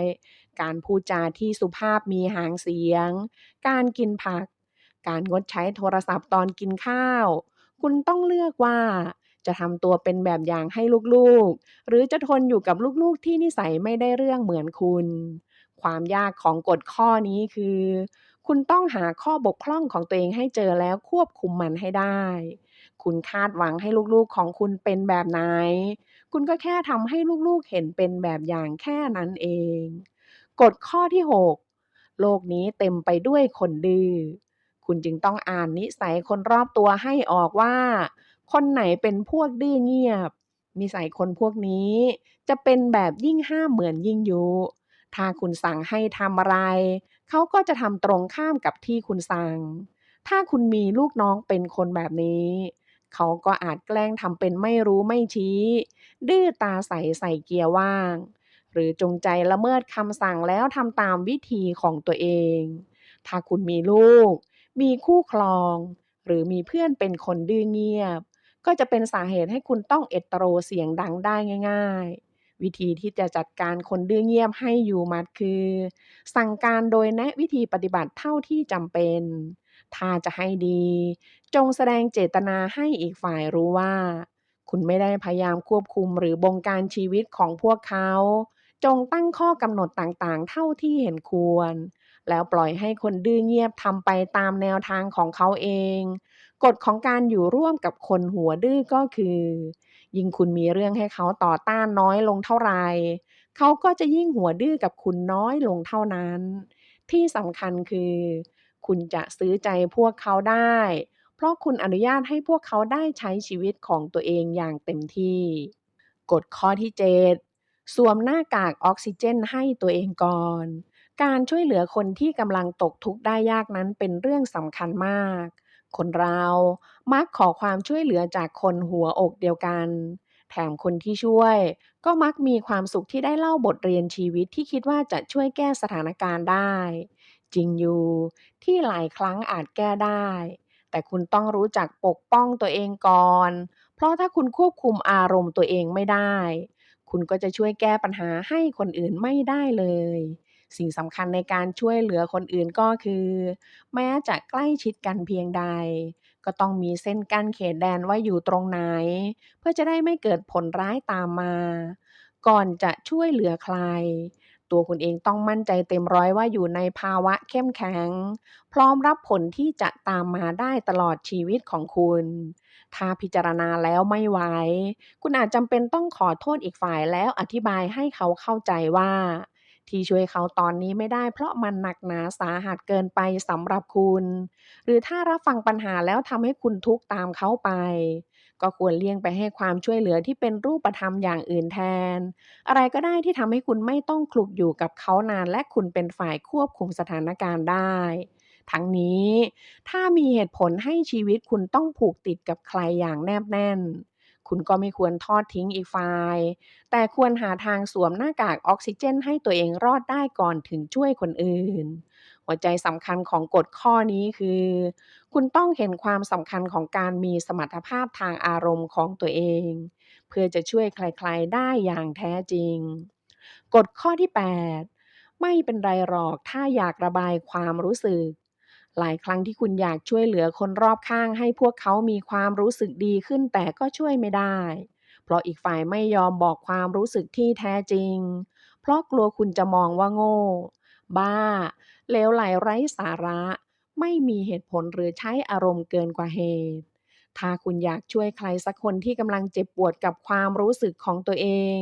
คุณต้องแสดงให้พวกเขาเห็นว่า คุณจะไม่ตัดสินความรู้สึกใดๆของพวกเขาว่าดีหรือไม่ดี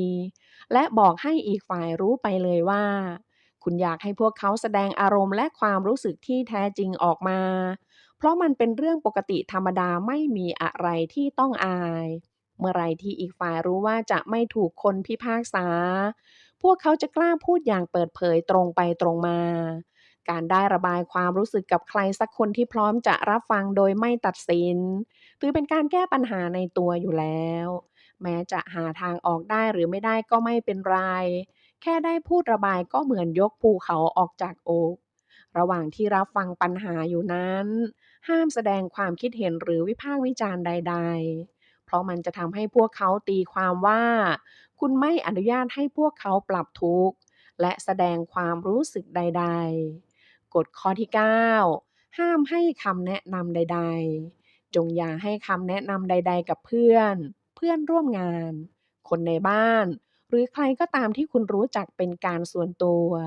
กับเรื่องราวหรือคำถามที่มีอารมณ์ความรู้สึกเข้ามาเกี่ยวข้องเรื่องทำนองนี้คุณฟังได้เห็นอกเห็นใจได้สนับสนุนอีกฝ่ายได้แต่ห้ามให้คำแนะนำใดๆแม้อีกฝ่ายจะขอคำแนะนำก็ตามเพราะคุณไม่มีทางรู้หรอกว่าอะไรสามารถแก้ปัญหาให้อีกฝ่ายได้จริงๆเวลาที่มีคนมาขอคำแนะนำคุณตรงๆคุณก็แค่รับฟังคำถามนั้นอย่างมีสติ แล้วช่วยให้อีกฝ่ายคิดหาคำตอบที่ถูกต้องได้ด้วยตัวเขาเองช่วยให้เขาแตกยอดความคิดหลายๆแนวทางและชี้ให้เขาเห็นอย่างกระจ่างว่าตัวเขาจะรู้สึกอย่างไรถ้าตัดสินใจเลือกใช้วิธีนี้ทำแบบนี้ถึงจะเรียกว่าได้ช่วยเหลือพวกเขาอย่างแท้จริงกฎข้อที่10ให้ความเป็นส่วนตัวการใช้ชีวิตอยู่บนโลกใบนี้ให้มีความสุขนั้น คุณจำเป็นต้องมีความสมดุลพอประมาณ ต้องรู้จักใช้ตรรกะที่อยู่ตรงกลางระหว่างการพูดระบายความรู้สึกออกมากับไม่จำเป็นต้องพูดอะไรเลย เราทุกคนควรรู้ว่าการพูดระบายความไม่สบายใจจากปัญหาต่างๆนั้นเป็นเรื่องสำคัญอย่างมาก ยิ่งถ้าเราอยากระบายออกมาก็ไม่ควรเก็บกดไว้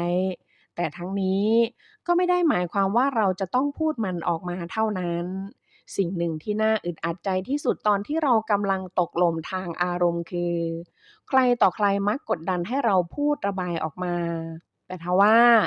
บางเรื่องพูดออกไปก็ไม่ทำให้รู้สึกดีขึ้นลองนึกย้อนถึงตอนที่คุณตกที่นั่งลำบากดูว่าคุณอยากระบายให้ใครต่อใครฟังวันละหลายร้อยรอบหรือคุณไม่อยากพูดมันออกมาที่จริงแล้วมันก็เป็นไปได้ทั้งสองทาง แต่วิธีที่ดีที่สุดที่จะช่วยเหลือพวกเขาได้คือการทำให้พวกเขาได้รับรู้ว่าเราจะไม่ฝืนใจบังคับให้เขาพูดด้วยการบอกพวกเขาว่าเรายินดีรับฟังถ้าพวกเขาอยากระบายและเราก็ยินดีจะนั่งอยู่ข้างๆอย่างเงียบๆถ้าพวกเขาไม่อยากพูดอะไรกฎข้อที่11ความจงรักภักดีต้องมีให้กันทั้งสองฝ่าย ความจงรักภักดีไม่ใช่ข้าวของเครื่องใช้ที่จะเปิดหรือปิดสวิตช์ได้ทันใจ ถ้าคุณอยากให้ผู้คนรอบตัวจงรักภักดีกับคุณ คุณต้องสร้างความจงรักภักดีให้เกิดขึ้น วิธีเดียวที่คุณจะสร้างความจงรักภักดีขึ้นมาได้คือ คุณต้องมอบความจงรักภักดีให้กับอีกฝ่ายก่อน การจะซื้อใจแต่ละคนนั้นมีความยากง่ายแตกต่างกัน เพราะคนเรามีนิสัยที่แตกต่างกัน คุณต้องใช้ทุกโอกาสเพื่อแสดงความจริงใจต่อผู้อื่นเช่น อย่าพูดนินทาลับหลังหรือโจษจันข่าวลือของพวกเขา ออกโรงปกป้องพวกเขาจากคนนอก ให้การสนับสนุนและความเห็นอกเห็นใจในเวลาที่พวกเขาต้องการ ห้ามทรยศต่อความไว้เนื้อเชื่อใจ ให้ความเคารพต่อความคิดเห็นของพวกเขาเสมอ ใส่ใจชีวิตความเป็นอยู่ของพวกเขา แสดงความปลาบปลื้มเมื่อพวกเขาทำอะไรให้คุณ อย่าพูดแค่ว่าขอบคุณ แต่จงบอกด้วยว่าคุณปลาบปลื้มใจแค่ไหนในสิ่งที่พวกเขาทำให้ ถ้าคุณทำแบบนี้กับคนที่คุณอยู่ด้วย หรือคนที่คุณทำงานด้วยได้ครบทุกคนเมื่อไหรรอบตัวคุณก็จะมีแต่คนที่จงรักภักดีต่อคุณกฎข้อที่12จดจำรายละเอียดในชีวิตผู้อื่น ไม่ว่าใครก็อยากรู้สึกว่าตัวเองมีความสำคัญ และเป็นคนสำคัญในสายตาของผู้อื่น ถ้าคุณเคยเจอคนที่จำชื่อคุณไม่ได้ ทั้งที่ควรจะจำได้ คุณจะรู้สึกได้เองว่าอีกฝ่ายไม่ให้ความสำคัญ ไม่สนใจ หรือมองว่าคุณไม่มีค่าควรต่อการจดจำ แต่ถ้ามีใครจำคุณได้ คุณก็จะรู้สึกตรงกันข้ามกับสิ่งที่บอกมา ดังนั้นจงสนอกสนใจผู้คนที่คุณรู้จักจากใจจริง และพูดคุยกับพวกเขามากขึ้นอีกนิด เพื่อจะได้จดจำรายละเอียดของพวกเขาได้มากขึ้น กฎข้อที่13อย่าสรรเสริญเยินยอใครโดยปราศจากความจริงใจ การพูดสรรเสริญยกย่องคนอื่นเป็นวิธีอันทรงคุณค่าต่อการสร้างความจงรักภักดีจงอย่าหยุดพูดคุยยกย่องสรรเสริญคนอื่นด้วยความจริงใจแม้จะรู้สึกไม่ชอบหรือไม่ถูกใจคุณก็ต้องมองหาอะไรสักอย่างที่คุณชอบแล้วเอามาชมแค่นี้คุณก็สามารถพูดชมอีกฝ่ายได้อย่างจริงใจแล้วกฎข้อที่14มีอารมณ์ขัน อารมณ์ขันคือกุญแจสำคัญของการเป็นที่ชื่นชอบและได้รับการยอมรับนับถือจากผู้คนเพราะใครๆก็ชอบคนที่มีอารมณ์ขันถ้าคุณมีอารมณ์ขันคนอื่นจะสนับสนุนคุณได้ง่ายขึ้นการทำให้อีกฝ่ายหัวเราะได้ก็เท่ากับชนะใจเขาได้ครึ่งหนึ่งแล้วอารมณ์ขันที่จะทำให้คนอื่นชอบคุณมากกว่าอารมณ์ขันประเภทไหนคือการปล่อยมุกตลกล้อเลียนตัวเอง ไม่ว่าใครก็ใช้ตัวเองมาล้อเล่นเป็นมุกตลกได้ไม่ยาก คุณไม่ต้องกุมขมับเพื่อหามุกดีๆมาปล่อยบ่อยๆ แค่คว้าโอกาสในการปล่อยมุกที่ผ่านเข้ามาให้ดีที่สุดก็พอ แต่ถ้าโอกาสที่ว่ายังไม่มีผ่านเข้ามา คุณก็ยังมีความสามารถในการหัวเราะให้กับตัวเอง และการปล่อยให้ใครๆได้หัวเราะไปพร้อมกับคุณ แค่หัวเราะไปพร้อมกับคนอื่นได้ก็ทำให้คนรอบข้างชอบคุณได้ กฎข้อที่15ไม่ถือสาหาความ เวลามีใครคุยโวโอ้อวดเสียงดัง พูดจาหยาบคาย พูดเรื่อยเปื่อยไม่รู้จบ หรือกำลังก่อความวุ่นวายใดๆ อาจทำให้คุณรู้สึกรำคาญและหงุดหงิดใจขึ้นมาทันที พฤติกรรมของคนอื่นทำให้เราเกิดปัญญาคลุ่นคิด ถ้าลองคิดดูดีๆ คุณจะพบว่าปัญหาที่ใหญ่ที่สุดเวลาเจอคนน่ารำคาญคือตัวเราเอง มันเกิดขึ้นเพราะความรู้สึกตอบสนองของเราเอง หากเราเลือกที่จะต่อต้านแล้วสะกดความน่ารำคาญเอาไว้ แล้วเฝ้าหวังว่าพวกเขาจะหยุด จะเลิกราพฤติกรรมที่น่ารำคาญนี้ เรากำลังทำให้ตัวเองจนตรอก เพราะคนพวกนั้นเขาไม่รู้ด้วยซ้ำว่าทำให้เรารำคาญ ยิ่งเราต่อต้านและสะกดอารมณ์เอาไว้มากเท่าไหร่ มันยิ่งจะทำให้เราหลุดแสดงความไม่พอใจออกมาโดยไม่เจตนามากเท่านั้น แต่ถ้าเราเลือกที่จะยอมรับให้ได้ว่าเราไม่อาจเปลี่ยนนิสัยที่น่ารำคาญของใครได้ เราทำได้เพียงเปลี่ยนตัวเราเอง เพื่อให้เราเปิดใจยอมรับความน่ารำคาญของคนอื่นได้ เมื่อเราเปลี่ยนตัวเองได้ เราก็จะไม่ถือสาหาความใคร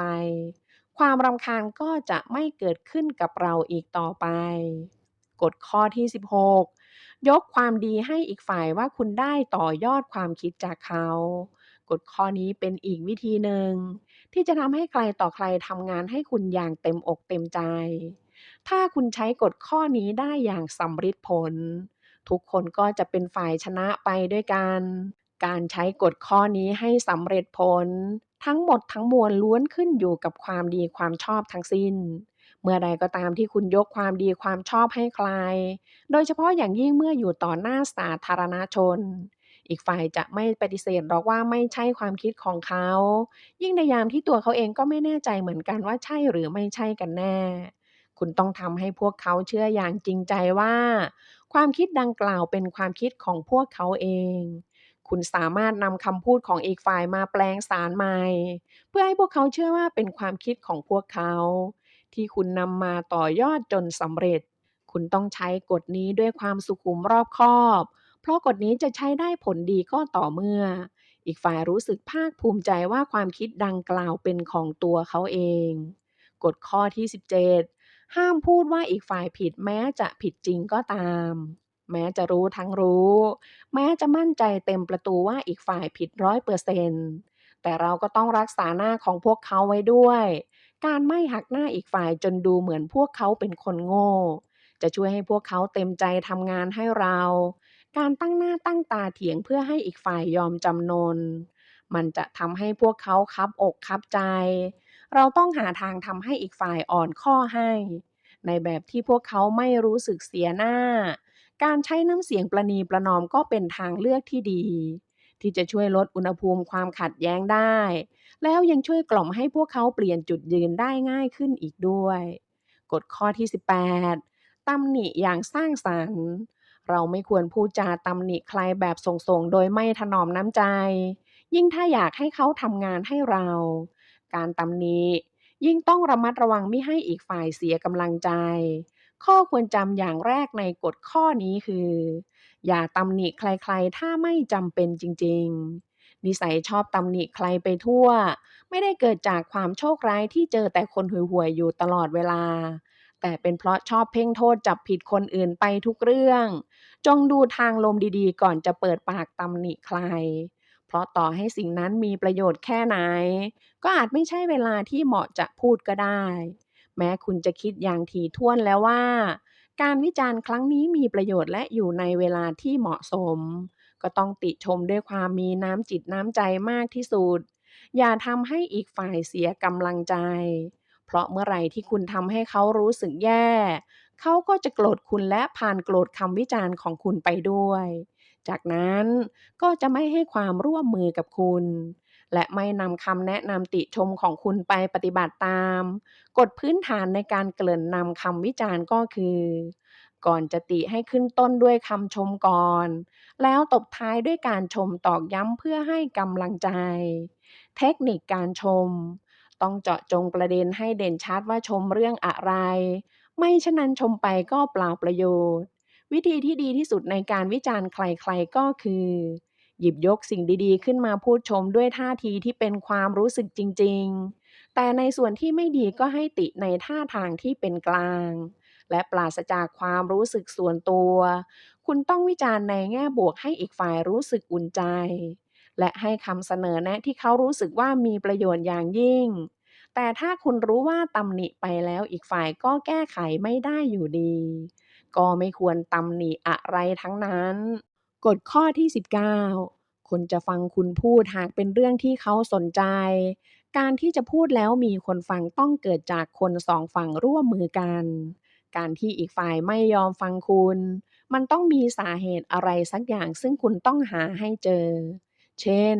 คำพูดของคุณทำให้อีกฝ่ายรู้สึกเสียอำนาจวิจารณ์แรงเกินไปพูดเรื่องแสลงหูหรือพูดให้เสียหน้าต่อคนอื่นไม่ว่าจะด้วยเหตุผลใดก็ตามคุณก็ต้องพยายามปรับวิธีพูดใหม่เช่น ใช้น้ำเสียงดีขึ้น พูดกันเงียบๆ2 คนวางแผนการพูดให้เนื้อหากระชับอีกฝ่ายจะได้เข้าใจง่าย เลือกเวลาพูดให้เหมาะสม แสดงให้อีกฝ่ายเห็นว่า เพราะอะไรสิ่งที่คุณพูดจึงควรค่าแก่การฟัง ถ้าคุณทำให้อีกฝ่ายอยู่ข้างคุณได้ยังไงเขาก็ฟังคุณ ดังนั้นจงใช้น้ำเสียงที่ไม่รุกไล่เลือกเวลาพูดให้เหมาะสม ใช้คำพูดที่ทำให้อีกฝ่ายรู้สึกดีกับตัวเอง การทำให้อีกฝ่ายกลายมาเป็นคนสำคัญในบทสนทนา ไม่ว่าคุณจะพูดอะไรเขาก็อยากฟังทั้งนั้น กฎข้อที่20ไม่ว่าใครก็อยากให้คนอื่นชอบตัวเอง ทุกคนล้วนรู้สึกได้เหมือนกันว่าความชอบคนอื่นนั้นสะท้อนกลับไปกลับมาได้เหมือนภาพในกระจก ตัวอย่างเช่น ถ้ามีใครรู้สึกไม่ชอบหน้าคุณเอามากๆ คุณก็จะรู้สึกไม่ชอบหน้าเขาเหมือนกัน ดังนั้น ถ้ามีใครสักคนคิดว่าคุณชอบเขา เขาก็มักให้ความร่วมมือกับคุณ และถ้าทั้งคู่ชอบหน้ากันและกัน ก็จะเต็มใจให้ความร่วมมือกันมากขึ้น ถ้าคุณฟังแล้วรู้สึกว่ามันจะง่ายอะไรขนาดนั้น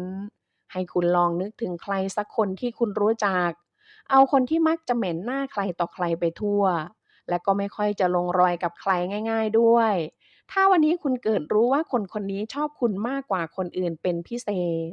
แล้วบังเอิญว่าเขามาขอความช่วยเหลืออะไรบางอย่างจากคุณ คุณจะรู้สึกใจอ่อนและอยากช่วยเหลือเขาหรือเปล่า ถ้าคุณชอบใคร อีกฝ่ายจะรู้ได้เองว่าคุณชอบเขา แล้วกระบวนการของความชอบจะเกิดขึ้นโดยที่คุณไม่รู้ตัว และเมื่อคุณไม่ชอบหน้าใคร อีกฝ่ายก็จะรู้ได้เหมือนกันว่าคุณไม่ชอบเขา ดังนั้นเขาจึงไม่อยากช่วยเหลืออะไรคุณ หรือถ้าจำเป็นต้องช่วยก็จะช่วยอย่างเสียมิได้ และถ้าคุณอยากให้คนอื่นชอบคุณ คุณจำเป็นต้องหาวิธีชอบหน้าคนนิสัยน่ารำคาญ หัวรั้น เห็นแล้วรู้สึกเกะกะขวางหูขวางตาให้ได้ วิธีที่ดีที่สุดที่จะทำให้เราชอบคนที่เราเกลียดขี้หน้าได้ก็คืออย่าไปพยายามฝืนใจตัวเองให้ชอบหน้าอีกฝ่ายทุกเรื่อง เพราะมันยากเกินไป แต่เราพยายามมองหาอะไรบางอย่างในตัวเขาที่พอจะชอบได้บ้าง ถึงยังไงคนทั้งคนก็ต้องมีอะไรดีบ้าง ถ้าเรามองหาข้อดีของอีกฝ่ายได้เมื่อไหรอาจทำให้เราเลิกเกลียดขี้หน้าเขาได้ และเมื่อเรามองหาข้อดีไปเรื่อยๆ ก็อาจจะเจอหลายๆอย่างทำให้พัฒนาไปเป็นความชอบอ่อนๆขึ้นมาได้ การรู้จักชมข้อดีของอีกฝ่ายด้วยใจจริงเป็นครั้งคราว เจอหน้ากันก็ยิ้มทักทายเขาก่อน ไม่นานเขาก็จะชอบเราได้เหมือนกัน กฎเหล่านี้เป็นหลักเกณฑ์บันดาลความราบรื่นให้ชีวิต มันจะทำให้คุณพูดในสิ่งที่ควรพูด ทำในสิ่งที่ควรทำ และรู้ว่าจะควบคุมสถานการณ์ให้อยู่มือได้อย่างไร หนังสือเล่มนี้มีกฎทั้งหมด100ข้อ แต่ในคลิปนี้ยกมาเพียง20ข้อ หากคุณอยากเรียนรู้เพิ่มเติม สามารถหาซื้อได้ตามร้านขายหนังสือทั่วไป หรือคลิกที่ลิงก์ด้านล่างคลิปนี้ ขอบคุณหนังสือดีๆเล่มนี้ The Rule of People ครองใจคนได้ง่ายนิดเดียว ขอให้วันนี้ของคุณเป็นวันที่ดีและมีความสุข ขอให้วันนี้ของคุณเป็นวันที่ดีกว่าเมื่อวาน ขอบคุณที่เข้ามารับฟัง Key Story ถ้าชอบกดไลค์ ถ้าคิดว่าดีและมีประโยชน์กดแชร์ให้คนที่คุณรัก และถ้ารักในการพัฒนาตัวเอง กดติดตามเลยค่ะ